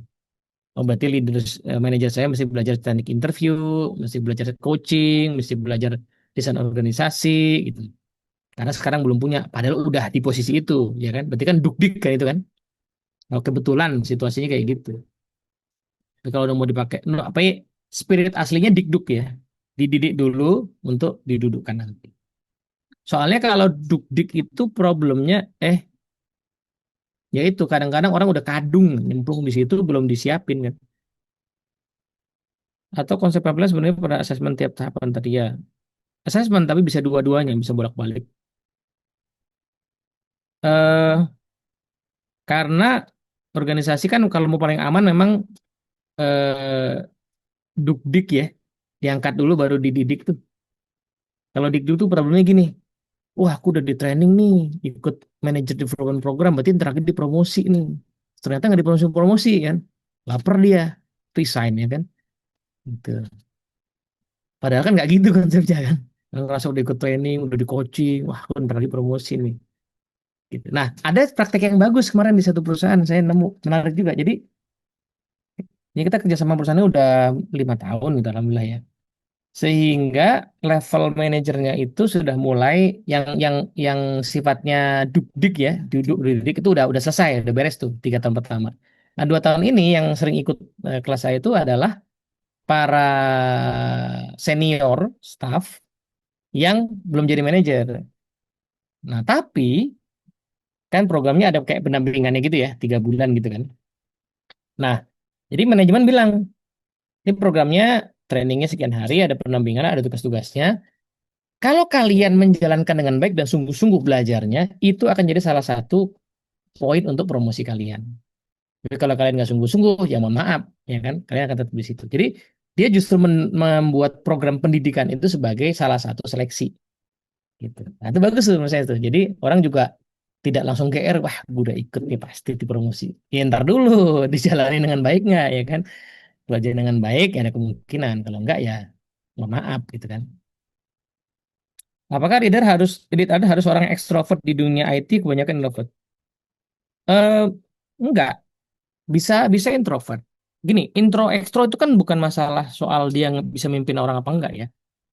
Intro ekstro itu masalah dia itu eh, lebih banyak merefleksi ke dalam atau eh, energinya datang dari merenung sendiri atau energinya datang dari orang lain. Ada nggak introvert yang bisa jadi leader? Ada. Ya justru ini menarik nih katanya Mbak Debut kan dunia IT kebanyakan introvert. Dunia IT yang programmer misalnya ya, itu kan kebanyakan mereka memang nggak banyak ngomong karena mereka coding gitu. Ya leadernya juga nggak bisa kebanyakan ngomong kan. Terus kapan codingnya anak buahnya kan? Gitu. Jadi leadernya juga orang yang memahami situasi itu. Jadi dia tahu kapan dia mesti manggil, kapan dia mesti kasih input, gitu.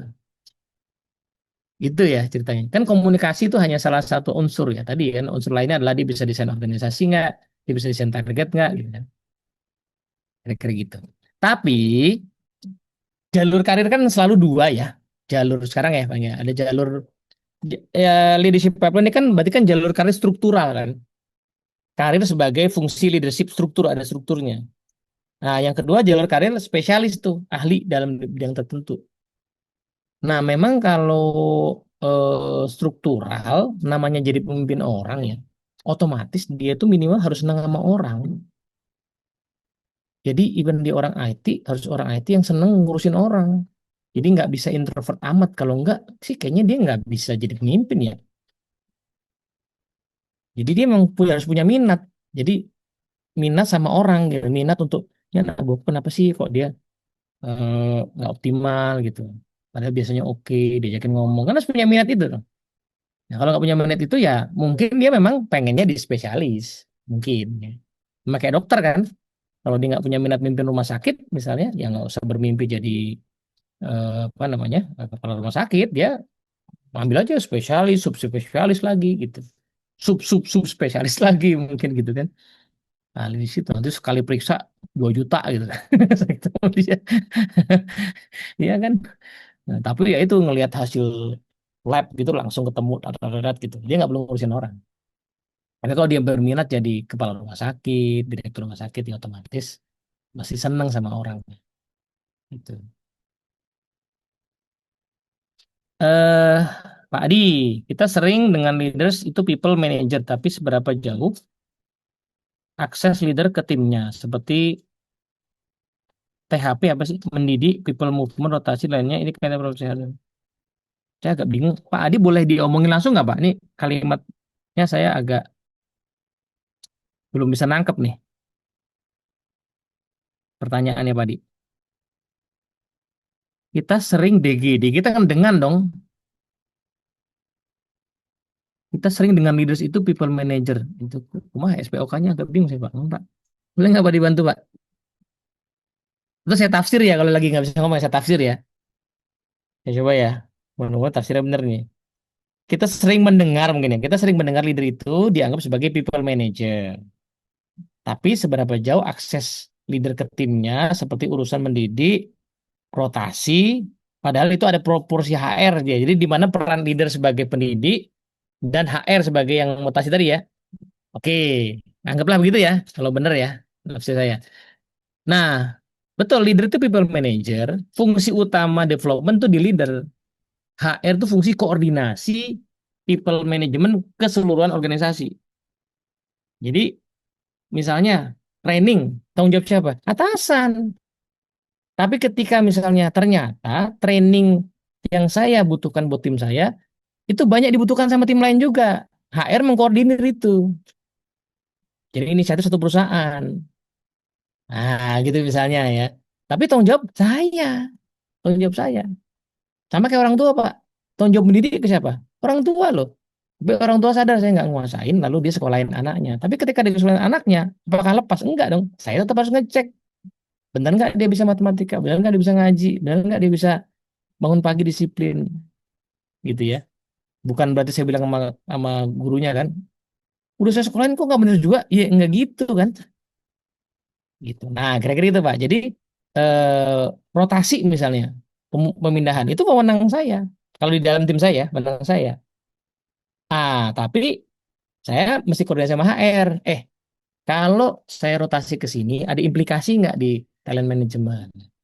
Atau kalau keluar kan bukan wewenang saya. Gini, kalau saya punya anak buah, ini menarik nih. Saya mau anak buah senior, ada dua, jago dua-duanya. Saya masih ada, berarti kan mereka nggak bisa gantiin saya. Tapi saya tetap butuh salah satu. Satu lagi gimana nih? Takutnya ntar dia resign sayang juga buat organisasi kan? Kalau dia pinter kan? Maka saya memikir, bisa nggak dia jadi di tempat lain?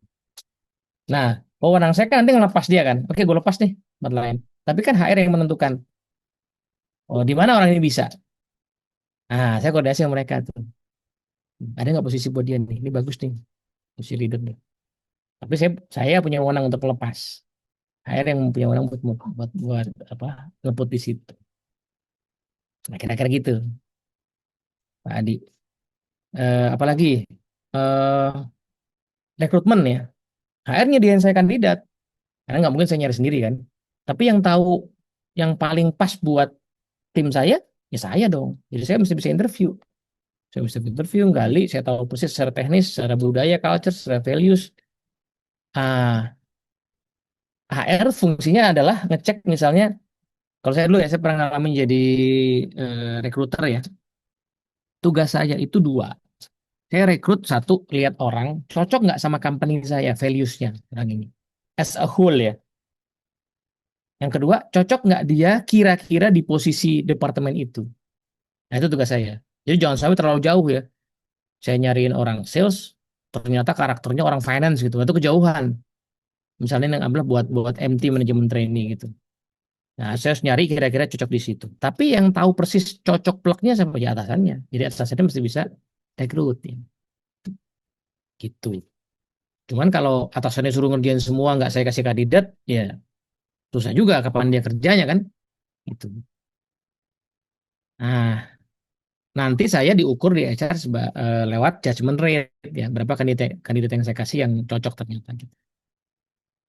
Moga-moga cocok ya penafsiran saya Pak Adi ya. Mbak Ria Rizky nih, apa pendekatan yang efektif agar coaching tidak dianggap sebagai kontrol atau evaluasi oleh tim? Karena setiap coaching tim itu masih belum terbuka seluruhnya. Ada ketakutan coaching tersebut mempengaruhi posisi di perusahaan, padahal nah itu adalah membantu tim untuk bertumbuh. Eh, Pertama gini Mbak Ria, coaching itu kan pengembangan kemampuan tim untuk mencapai target, ya kan? Jadi tim itu mesti sadar bahwa targetmu ini yang cukup berat pasti kan, itu hanya bisa dicapai kalau kamu rutin coaching sama saya. Kalau kamu nggak mau rutin sama saya, kamu nggak akan capai ini nih.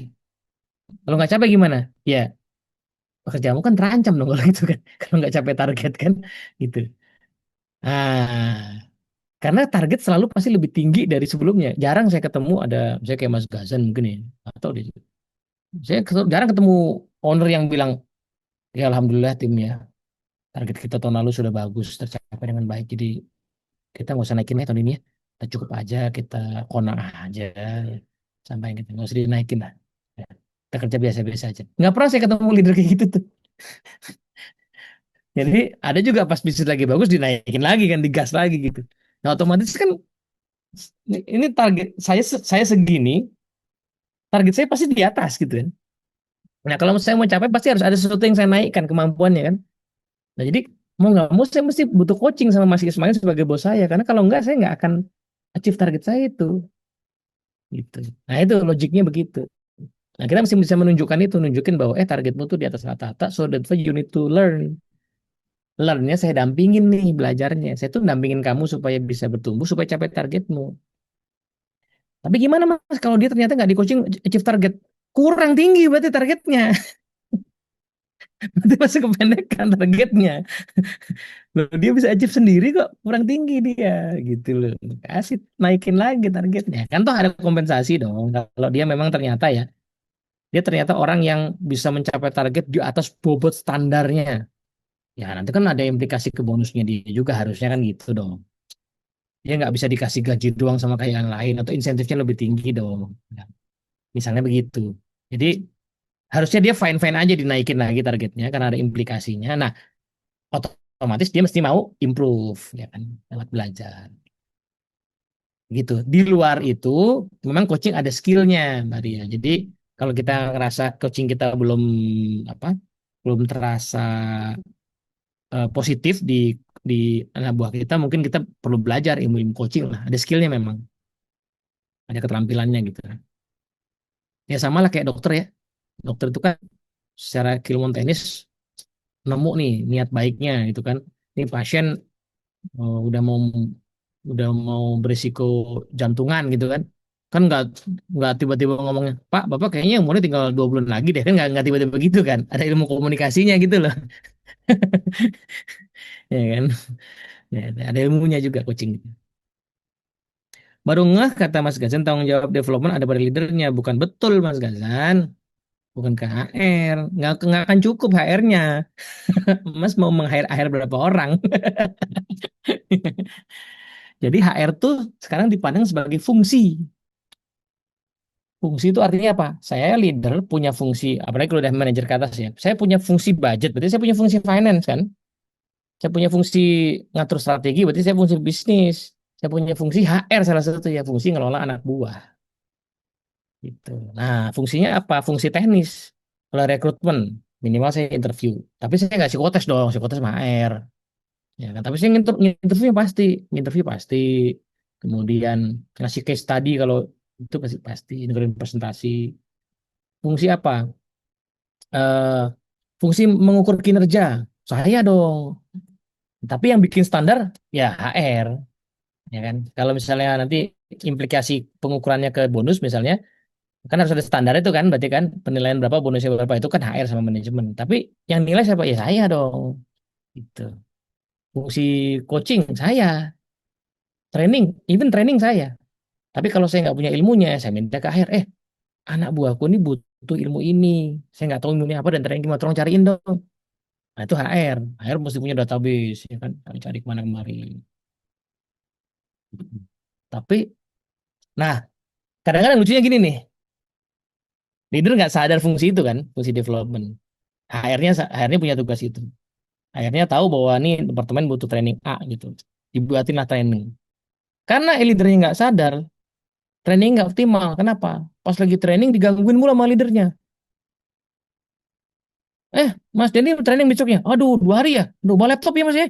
On call ya. Loh, gimana sih orang disuruh sekolah kalau on call?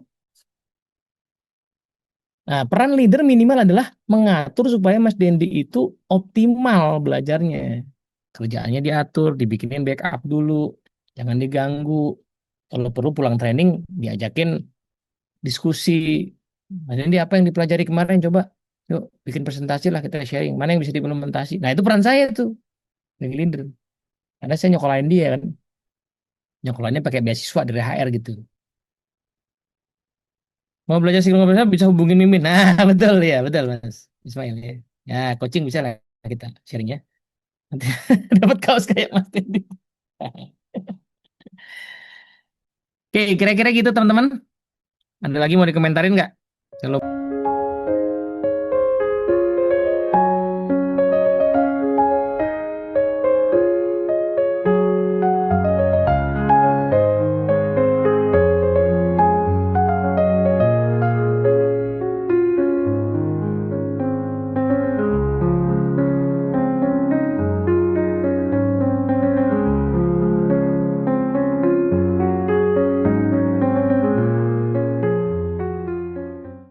leading function. Nah, leading function ini berarti kita lihat ya, eh, kumpulan dari kumpulan fungsi finance, kumpulan fungsi operation gitu ya. Leader itulah. Bantu suksesnya bisnis tim, mengembangkan dan mengeksekusi strategi dari sisi function, strategi finance ke depan, strategi operation ke depan gitu ya. Drive functional excellent, bagaimana satu fungsi finance, fungsi operation itu bisa makin excellent kerjanya. Membangun fungsi itu dari awal bahkan gitu ya. Dari nol bisa. Eh take ownership developing functional talent. Nah, tadi itu berarti saya punya tanggung jawab untuk mendevelop GM-GM-nya, manajer di bawahnya gitu ya, develop leaders. Nah, follow through performance of leaders berarti saya mesti bisa ngecek kinerjanya GM. Gitu kan, dan bahkan memilih GM seleksi. Nah, itu ya jadi agak lebih abstrak nih janinnya. Yang kiri udah kita bahas, sekarang kita lihat yang kanan, leading function. Jadi gambaran paling gampang tadi ya. Yang kiri itu manajer keuangan, manajer akuntansi, gitu ya. Nah, kalau yang kanan itu manajer keuangan keseluruhan. Di bawahnya ada, GM keuangan atau kepala divisi keuangan. Di bawahnya ada apa tadi? Manajer keuangan, manajer budget. Gitu. Kalau HR-nya udah gede, nah ini kepala divisi atau kepala divisi HR. Jadi di bawahnya ada manajer rekrutmen, ada manajer training, ada manajer payroll gitu ya. Nah, gitu contohnya. eh Apa aja work values-nya? Nah, ini menarik nih, valuing what you don't know. Apa maksudnya? Karena biasanya kalau di banyak organisasi praktek yang umum ya, untuk jadi GM itu at least sorry bukan GM, untuk naik ke satu posisi di atasnya, at least sudah pernah mengerjakan dua posisi di bawahnya. Jadi misalnya staff itu udah pernah dimutasi ke bagian yang berbeda, lalu dia jadi kandidat manajer. Manajer dia udah memimpin satu fungsi, finance, pindahin ke akuntansi, pakai bisa, nah dia bisa jadi kandidat GM, gitu ya. Bisa gitu tuh, minimal dua posisi. Nah tapi lama-lama kan harus diakui pas kita naik ke atas ya, kalau tadi cuma dua-dua begitu kan ada fungsi-fungsi yang saya nggak ngerti dong. Contoh saya kalau di HR aja, direktur HR yang kayak saya misalnya datangnya dari learning, dari rekrutmen, dari talent, kemungkinan nggak ngerti payroll. Karena payroll tuh banyak kan tadinya orang akuntansi gitu, orang keuangan. Nah, maka bagaimana saya bisa menghargai apa yang saya tidak tahu? Dan artinya saya harus percaya mereka gitu. Nah, sering kali kalau saya nggak bisa menghargai itu, akhirnya saya itu punya bias. Jadi pernah ada saya ketemu fungsi HR di satu perusahaan dipegang sama direktur keuangan. Nah, jadi direktur keuangan ini selalu nanya, emang kalau ngadain training komunikasi, ROI-nya berapa? Nah, ini pertanyaan yang tidak valid ya. Karena training itu ROI-nya jauh, jauh. Kalau kalau emang kalau kita beli mesin ini ROI-nya berapa bisa mesin ya kan? Ya kalau oh training apalagi soft skill ya, itu pertanyaannya nggak valid gitu. Nah, itu sama kayak nanya begini dong. Ada orang tua gitu ya, nyokolin anaknya di TK, terus nanya sama gurunya, itu diajarin lagu-lagu nyanyi-nyanyi itu emang bagi dia fungsi hidupnya nanti buat kerja apa? Kok gitu pertanyaannya sih? Gitu. Belajar nyanyi itu kan masih jauh buat nanti ya, tapi itu butuh buat anak TK itu butuh.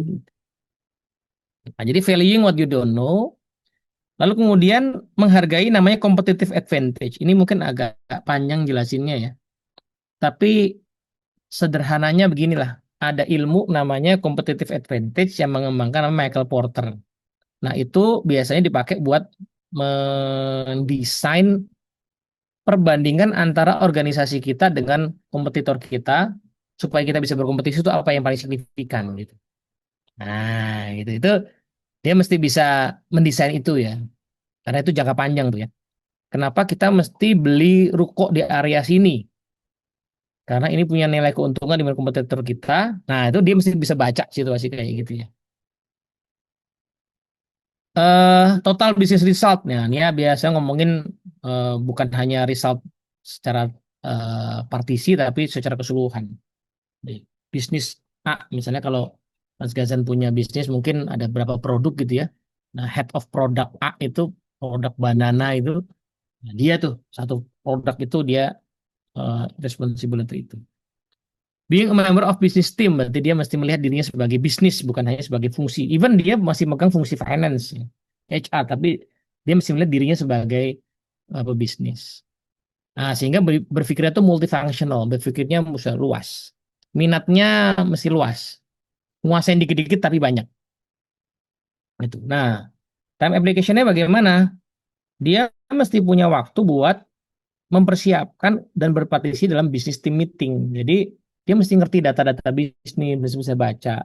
Kemudian nanti ngasih masukan dari bidang dia terhadap bisnis, dari bidang HR terhadap bisnis, dari bidang finance terhadap bisnis, dari bidang operation terhadap bisnis. Gitu. Tapi dia mesti ngerti bacaan bisnis itu seperti apa.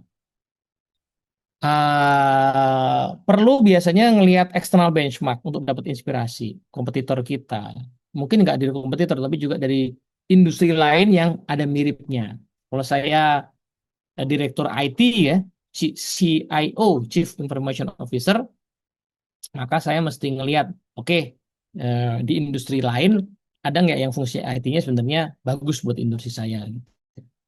Spending time with functional talent, jadi punya waktu buat tadi tuh calon-calon leader di level fungsional, di level apa namanya di bawah kita gitu. Siapa yang akan jadi suksesor kita, dia ngeluangin waktu buat coaching, mentoring. Gitu. Building a strong function, jadi membangun suatu fungsi secara kuat sekali.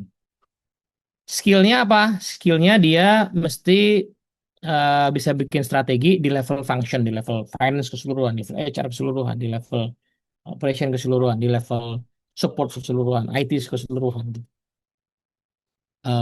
Termasuk mungkin nanti menetapkan ganti core system misalnya gitu ya. Nah, itu di levelnya dia nih. Desain function structure, bikin struktur organisasinya function, bisa ngelola talentnya function, bisa nyeting KPI-nya function. Jadi setiap fungsi tadi itu KPI-nya apa kira-kira alat ukurnya. Kemudian bikin ritme, pola kerjanya, sistemnya, manage budgetnya, dan bahkan menciptakan iklim organisasi di dalam fungsi itu. Nah, ini jadi makin penting lagi untuk dia menjadi teladan, untuk dia bisa public speaking, untuk dia bisa punya executive presence ya, untuk dia dilihat sebagai leader yang memang role model di fungsi itu gitu. Jadi makin penting. Ya, sesuatu yang dulu mungkin tidak terlalu penting ya. Kira-kira gitu teman-teman ya. Jadi bayangan itu ya, ini adalah mungkin semacam eh, direktur keuangan ya, direktur apa namanya HR gitu ya, direktur IT gitu. Biasanya yang udah agak besar organisasinya sih. Nah, terakhir di bagian ini ya, eh, apa isu transisinya ya. Nah, dia susah membalance hubungan dia antara eh, bisnis leader dengan grup fungsi yang lain. Itu kadang-kadang nggak mesti connect ya. Ingat ya, makin ke atas ini makin politis ya. Makin politis, kadang-kadang di beberapa organisasi tertentu makin banyak orang titipan juga gitu ya. Kita mendengar di berita kemarin ada di negara Konoha sih ada kolonel-kolonel yang nanti bakal masuk jadi GM. Ya kan nggak mungkin kolonel dimasukin jadi staff kan, pasti jadi GM dong. Nah bayangin tuh, temenmu adalah kolonel yang nggak ngerti urusan dia gitu. Nah gimana kita bisa manage itu kan? Gitu. Makin politis gitu. Kemudian bagaimana kesulitan mengintegrasikan agenda saya dengan agenda fungsi lain, ya kan? Jadi eh, aku pernah ketemu sama satu direktur HR di satu perusahaan besar yang dia butuh berapa tahun ya untuk meyakinkan direktur lain bahwa leadership training itu penting.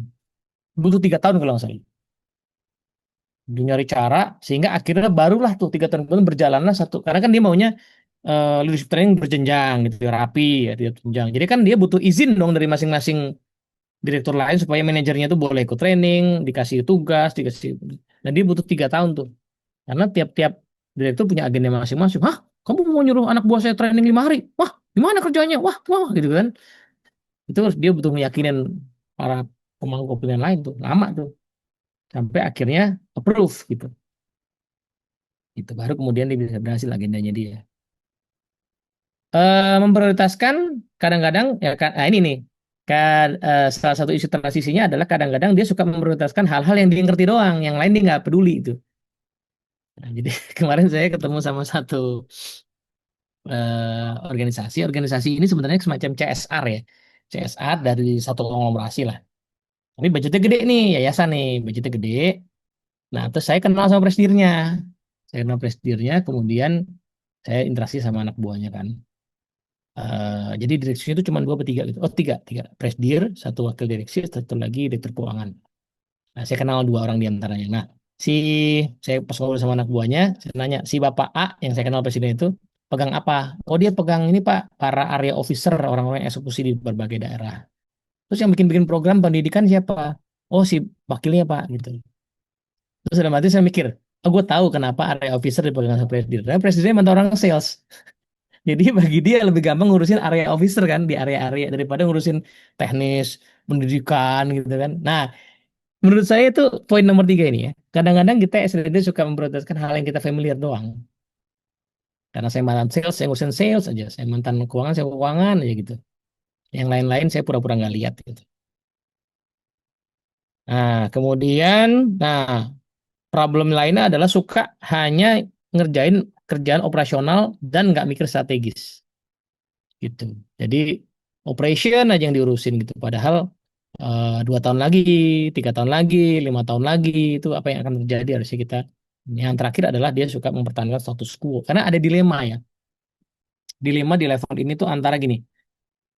Situasi sekarang bisnis masih bagus. Harus dijagain kinerja jangan sampai turun. Sementara kalau saya berinovasi itu kan belum tentu jadi, belum tentu sukses. Kalau saya kalau saya ke sana nanti belum tentu sukses. Sementara di sini harus diurusin juga. Nah, juggling itu tuh ya. Nah, akhirnya yang alami apa? Alihnya pasti ke yang sekarang karena status quo ini kenyataannya di depan mata masih bagus, masih harus diurusin. Nah, kecuali tiba-tiba ada krisis kayak COVID ya, status quo ternyata nggak bisa jalan. Ya otomatis saya harus inovasi gitu. Tapi daripada inovasi yang belum tentu, saya pasti akan prioritas yang udah jelas-jelas aja. Itu. Nah, terbukti ya di negara Konoha kan begitu ya masyarakatnya ya. Eh, Daripada nyari yang ngasih pembaruan, ya mendingan yang nyari keberlanjutan kan gitu kan. Bahkan narasi keberlanjutan itu memang bagus sih buat kampanye itu. Kecuali lagi krisis ya, krisis lagi parah berdarah-darah, nah baru kita pengen pembaruan. Oke, sampai sini ada yang lagi yang mau komentarin saya lihat chat ya. Eh, Sebelum jadi pengusaha, saya nggak punya pengalaman kerja sama orang. Setelah 12 tahun bangun usaha, baru baca leadership pipeline. Tahu-tahu secara posisi udah terlanjur leading business enterprise. Pertanyaan bagaimana cara mengevaluasi diri? Apakah saya sudah cukup pipeline? Ada nggak tanda-tanda tangible bahwa saya sudah on track, on track? Nah, ini pertanyaan yang ada juga di buku ini. Gimana dengan tadi ya, CEO tapi bisnisnya belum segede Astra gitu, ya kan? Gimana tuh? Nah, ini mana yang kayaknya di bisnis saya dibutuhin, belum ada. Ya udah kerjain aja. Jadi si penulis buku ini juga bilang jangan plek-plekan juga ngikutin semua dan maksain. Misalnya tadi kan ada 6 level tuh. Ya 6 level 5 passage ya. Terus oh berarti bisnisnya dibikin 5 level. Nggak usah dipaksain juga. Cukup dilihat mana yang dibutuhkan karena kejadiannya nih saya mungkin kembali ke gambar ini ya. Kejadiannya begini kalau mau dipakai logiknya gambar ini ya. Leading self kan pasti ada lah ya. Ada karyawan di bawah kan. Tapi kalau ibarat kata kita pebisnis tuh berarti kan mulai dari leading others sampai ini itu dikepok jadi satu orang ya. Ini owner, ini karyawan gitu kan. Emang gitu karena kompleksitasnya juga belum segede itu ya kalau cuma punya restoran satu gitu kan. Ya ya emang masih bisa saya handle semua, bawahnya karyawan semua gitu. Nah, cuman kita mesti sadar bahwa ketika saya mulai nggak bisa ngukur nih, nggak bisa ngurus nih. Oke, sekarang karyawan saya udah ada 30, saya akan fokus di apa namanya? eh, ngurusin menu-menu di dapur, nanti otomatis karyawan di depan itu akan tidak terurus. Saya mesti angkat satu leader di sana. Nah, leader sana mungkin di sini kan, leading others kan, gitu. Nah, maka saya develop dia sesuai fungsi itu. Nah, fungsi fungsi saya yang tadi saya kerjain saya lepas ke dia. Tapi yang lain kan masih ada di saya nih, ya kan? Mikirin untung rugi, profit and loss, organisasi yang menjadi saya. Nah, jadi Mas Gazan bisa pakai buku ini nanti untuk melihat ya eh, yang dibutuhkan apa untuk bisnis saya sekarang, ambil tuh kita pelajari gitu. Misalnya tadi tuh kenyataannya saya butuh desain organisasi karena orangnya agak banyak dan mungkin berantakan kalau nggak didesain organisasinya. Ya belajarlah desain organisasi.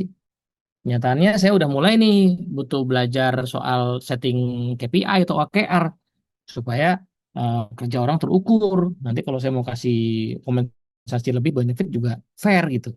Oh, berarti saya masih belajar performance management. Nah, performance manajemennya makin lama makin rumit nih. Oh, saya hire orang HR misalnya gitu kan. Fungsi itu saya kasih ke dia, tapi saya masih harus ngerti sedikit-sedikit.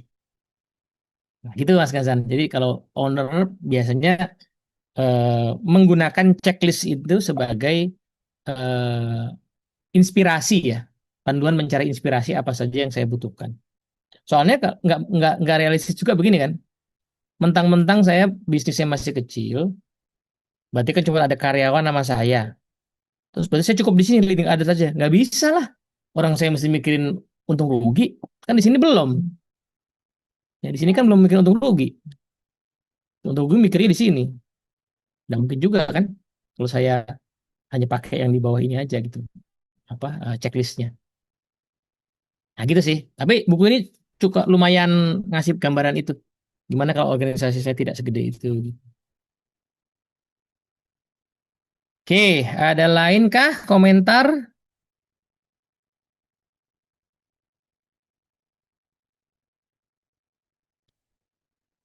atau pertanyaan atau masukan ya? Karena kan ini diskusi buku sebenarnya ya. Saya nggak ahli juga dalam arti saya nggak punya lisensi untuk ngajar ini, cuman buku ini bagus sekali. Jadi eh, salah satu buku yang saya baca ulang-ulang dan recommended banget lah. Dan buku kayak gini masih belum ada kompetitornya ya. Maksudnya kalau buku leadership misalnya kayak buku leadership doang ya, kayak contoh ada nanti salah satu yang mungkin saya akan jadwalkan buat sharingkan juga ya Mas Ismail ya. Judul bukunya Leadership Challenge itu bagus juga. Tapi itu kan buku semacam itu pesaingnya banyak ya. Kita bisa bandingkan dengan bukunya John Maxwell gitu ya. Jumlahnya beda, tapi bisa dipakai Seven Habit gitu misalnya. Seven Habit kan bisa dibandingkan dengan beberapa buku lain. Nah, yang kayak gini nih, masih agak jarang nih buku lain yang idenya mirip tapi angle-nya beda itu. Jadi ini agak unik nih. Kayaknya entah business owner atau orang HR minimal kudu baca ini. Karena dari sini nanti kita bisa bikin kompetensi. Kalau udah organisasi gede ya. Oh berarti level manager saya kompetensinya A, B, C, D yang harus di develop. Bikinin programnya gitu misalnya.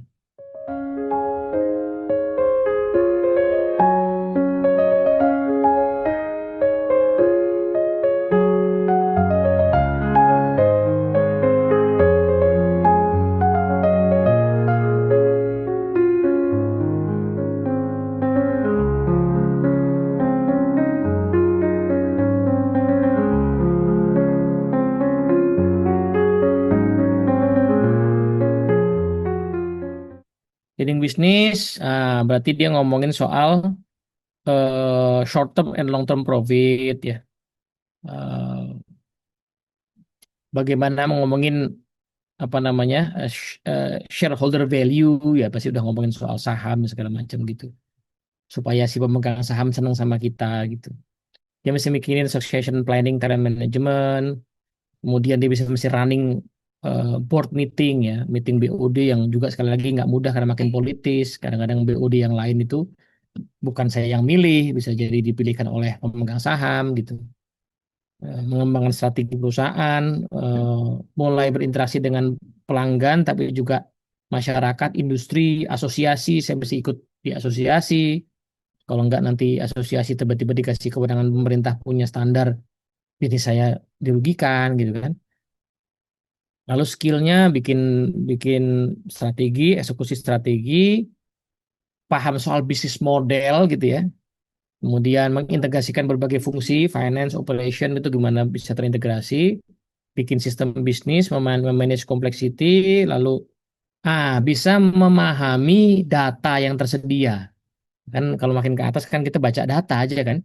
Nah, data itu saya bisa paham, bisa baca, bisa analisis gitu. Nah, susahnya ya kadang-kadang masih ke bawah mindset functional leader, susah membangun BOD yang tadi ya, kepentingannya beda-beda. Kemudian, nah ada pemimpin bisnis yang kadang-kadang kalau bisnisnya itu udah lama gitu, udah jalan status quo, kayak nggak tahu how to make money, terus tiba-tiba bangkrut loh. Ya kan? Ada bisnis kayak gitu. Kalau mungkin pernah lihat kutipannya CEO-nya Nokia waktu jatuh dulu, si yang HP ya, kayaknya nggak ada yang salah sama bisnis kami. Kok kita kalah ya? Mereka kayak nggak tahu apa sebabnya gitu. Nah, kalau di zaman sekarang ya gagal untuk melihat bagaimana seharusnya bisnis saya didigitalisasi, bagian mana yang perlu digitalisasi, bagian mana yang sebenarnya nggak usah dulu gitu ya. Itu yang apa namanya eh, krusial ya. Nah, kalau leading enterprise, nah ini lebih kompleks karena enterprise result yang mesti dipertimbangkan. Anak perusahaan dengan berbagai direkturnya itu, kemudian dulu kan kalau kita kita baca kisahnya yang cukup terkenal ya, GE General Electric itu Pak Jack Welch punya strategi begitu. Pokoknya bisnis kita GE itu harus jadi nomor satu atau minimal nomor dua di bidangnya. Kalau nggak bisa nomor satu nomor dua kita lepas aja bisnisnya. Nah gitu tuh dia bisa gitu. Karena daripada kita cuman ngeluarin resources untuk hal-hal yang kita nggak bisa bagus-bagus amat di situ. Nah, Betul. memahami bisnis model yang beda-beda. Nah, ini maksudnya gini, kadang-kadang ada bisnis yang ya sederhana mungkin gini ya. Ada bisnis yang B2C, B2B ya. B2C itu iklan sekarang, besok bisa laku, itu bisa laku. Tapi B2B itu kadang-kadang presentasi sekarang lakunya 6 bulan lagi. Nah, ketika kita gede di B2C, bisnis bisnis to customer langsung, kadang-kadang kan kita nggak sabaran pas punya anak perusahaan yang B2B kan, gitu. Nah, atau kadang-kadang dari enterprise ya, enterprise tuh perusahaan kayak Medco, Astra, Bosowa misalnya itu udah punya bisnis yang dia yang lain plus punya sekolah misalnya. Nah, sekolah itu kan agak unik tuh, misalnya karena dia itu revenue-nya itu patok ya. Kan sekolah nggak bisa segampang itu nambah murid ya, kan kelasnya terbatas kan. Jadi revenue-nya patok steady aja. Tapi ada terus gitu. Jadi nggak bisa tuh eh, pemilik sekolah bilang, kita pasti bisa naikkan target 20% tahun depan. Kelasnya nggak ada, bos. Ruangannya nggak cukup. Itu nggak bisa. Jadi nggak bisa memproduksi kayak gitu juga kan gitu. Tapi dia steady tuh, panjang. Rata-rata kan orang jarang yang ngeluarin anak di tengah-tengah kan. Jadi kalau kita bisa ngerekrut siswa baru dari SD, kemungkinan 6 tahun tuh kita punya revenue kan. Gitu. Nah, memastikan 6 tahun itu mereka nggak pindah, ya kan, dan seterusnya. Nah, itu bisnis modelnya kan lain-lain, ya.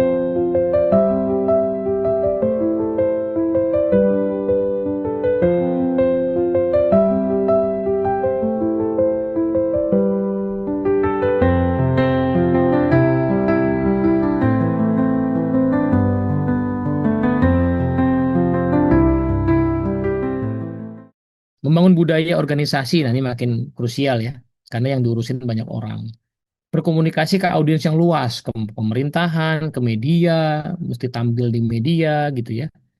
Gitu. External presence yang mesti hadir tuh di media, hadir di pertemuan asosiasi, punya visionary thinking, skillnya ya. eh Team building di level eksekutif, nah ini complicated ini karena di level enterprise kadang-kadang yang dipimpin para CEO juga yang balik lagi itu kadang-kadang diisi oleh kepentingannya lain-lain. Nah, ke pemerintahan gitu ya, wali kota, gubernur, kemudian ke presiden gitu ya. Nah, seperti itu. Gitu teman-teman. Pak, apakah artinya PR pertama yang diperlukan dalam implementasi leadership pipeline ini adalah mendesain organisasi sesuai kebutuhan sekarang dan mendesain untuk kebutuhan masa depan atau 5 sampai 10 tahun mendatang? Oh iya iya. Iya. Ya tentu saja sekarang dulu kan. Nah, kalau 5-10 tahun mendatang ya tergantung visi organisasinya. Tapi betul, kalau kita ngerti konsep ini, terus kemudian owner kita ya, itu punya pandangan beliau ke depan, nah leadership program bisa membantu. Berarti kita mesti nyiapin orang kayak gimana, supaya beneran nih company kita 10 tahun lagi masih ada dan gede. Ya kan, kalau cuman, pokoknya kita harus sampai 10 tahun lagi review sekian, bla bla bla, di industri nomor sekian, tapi nggak pakai framework, biasanya sih cuman jadi angan-angan, ya kan. Ya, karena tadi itu paling sederhana adalah misalnya gini, nyatanya kita punya cabang, per cabang itu revenue-nya 500 juta misalnya gitu. Terus pengen ningkatin jadi 2 miliar. Nah, pilihannya dua. Digedein cabangnya sekarang, atau dibuat cabangnya jadi 4. Ya kan? Nah, jadi 4, berarti kan kudu mikir. Kepala cabangnya, karyawan cabangnya, supervisor cabangnya gitu kan. Training di cabang itu. Nah, itu tuh. Otomatis perlu framework gitu. Atau nggak usah deh di tempat ini kita gedein. Kita gedein lagi gedungnya, pelayanannya. Ya sama juga, karyawannya nambah, apa namanya, resourcesnya nambah. Nah, akhirnya butuh framework gitu. Kecuali tadi ownernya bilang, udahlah segini-gini aja, cukup aja lah. Itu terjadi dan itu nggak apa-apa kalau mau ya. Itu terjadi, saya kasih ini karena ini nggak apa-apa lah. Sebut di Bopet Mini itu di Ben Hill, nggak punya cabang dia, enak masakan Padangnya. Bahkan ya ownernya langsung ngelayanin jadi kasirnya itu. Bahkan kalau kita pesan nggak pakai ditulis-tulis guys. Tur seramainya kayak gitu nggak pakai tulis-tulis. Saya pernah dengar ada pelanggan nanya sama si ownernya itu di kasir. Bu, ini nggak pakai dicatat-catat ya, orang pesen-pesen aja terus ngaku di kasir gitu. Eh, emang nggak takut rugi ya? Ownernya bilang, ya kita mah kepercayaan aja mbak. Udah, Ya nggak apa-apa kalau mau bisnis kayak gitu. Alhamdulillah sih kayaknya mereka masih untung ya. Iya, kalau mau kayak gitu. Tapi ketika dia mulai punya 2 cabang misalnya, nah itu pasti mulai muncul isu kualitas. Masakannya sama nggak, standar nggak? Nanti kan butuh kompetensi yang sama, butuh leader buat melihara itu. Nah, barulah muncul tuh di si pipeline. Tapi kalau dibilang enggak lah, kita di sini-sini aja lah. Toh anak saya juga nggak pengen ngelanjutin kayak jadi segini, ntar saya meninggal tutup juga nggak apa-apa. Ya udah nggak apa-apa sih. Nah, tapi kalau dia punya apa namanya keinginan buat mengembangkan, nah akhirnya butuh sih pipeline tadi. Bismillah, eh, Pak Teddy dan bapak-bapak penggagas Daras Community, terima kasih sudah apa dibuatkan forum apa ya berarti ini ya, klub membaca lah gitu ya kurang lebih ya. Hari ini belajar leadership pipeline dari Pak Teddy. Ya insight-nya sebetulnya banyak, tapi intinya sih em, leadership pipeline ini tuh membantu perusahaan untuk memastikan selalu ada stok leader gitu loh untuk Hmm. setiap kita mau bertumbuh gitu karena udah kerasa di perusahaan kami itu mau berkembang mudah gitu sebetulnya tapi siapa nih yang mimpin gitu kan siapa yang mimpin proyek kekurangan gitu. Nah tapi yang menariknya nih Pak Teddy, pas kita desain itu leadership portrait gitu kita udah desain ada apa ada 6 level ternyata Pak, PR ada PR lagi, tapi sebetulnya itu bukan bukan apa ya, harusnya sih di rekrutmen udah beres, tapi ternyata di bawah leading self ada passage lagi Pak Hmm. dari orang-orang yang bahkan tidak bisa memimpin diri sendiri gitu. Jadi Oh, dia kalau dia masih dependent lah kalau di Seven iya, Habits iya, itu iya, Pak. iya. Jadi boro-boro mimpin orang lain, mimpin diri sendiri aja belum bisa. Nah itu apa ya? Memang sih kalau kita rekrut harusnya kalau bisa sudah bisa mimpin gitu kan. Tapi jadi PR lah kita ngerekrut orang itu katanya banyak yang nganggur, tapi begitu direkrut nggak ada yang bisa kerja gitu. Karena boro-boro kompetensi gitu, bahkan mendisiplinkan diri aja nggak bisa gitu. Nah itu kayaknya PR Indonesia emas ya Pak. Wis. Iya juga, betul, betul, betul. Ada passage lagi di bawah itu gitu, Iya, passage iya, pertama. iya. Itu aja Pak. Pak tadi makasih banyak Wow. sudah sharing buku ini. Siap, thank you. Oke.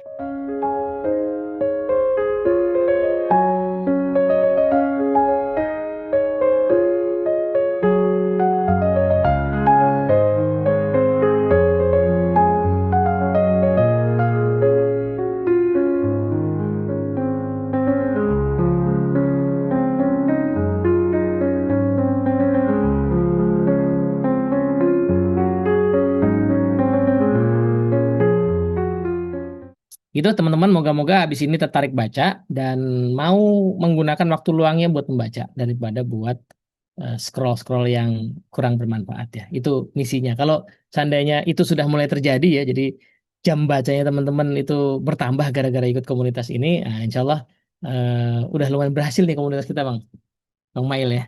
Itu. Ya, thank you Mas Teddy. Jadi teman-teman nanti juga boleh ya diajakin juga teman-temannya yang lain buat ikut komunitas kita gitu ya. Nanti saya kasih linknya di grup WhatsApp. Jadi ini bukan komunitas buat orang yang sudah suka baca ya.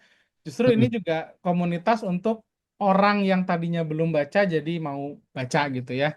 Tadi dari satu buku aja kita udah dapat banyak insight sebetulnya yang disampaikan oleh Mas Teddy kayak oh ternyata yang ngurusin people manager itu bukan HR loh, tapi leadershipnya. Bahkan kalau mau lebih konkret lagi tuh direct leadernya kan gitu ya yang ngurusin si tim di bawahnya. Bukan bukan semuanya diserahkan kepada HR. Terus kita nih sekarang banyak urusan dengan micromanage ya. Ternyata ada fitrah manajerialnya yang nggak beres gitu ya kalau kalau Iya, iya, teman iya. sebelah yang ngomongin apa fitrah pertumbuhan ini berarti ada fitrah manajerialnya yang Oh nggak iya beres juga ya. ya. Fitra Ya, men. jadi seorang direktur masih berkutat dengan apa individual kontributor gitu ya. Nah, itu ada fitrah manajerialnya yang nggak beres. Oke, thank you teman-teman. Sampai berjumpa lagi di bulan depan. Silakan kita aktif di grup. Terima kasih. Sekian dari kami. Wassalamualaikum warahmatullahi wabarakatuh. Warahmatullahi wabarakatuh.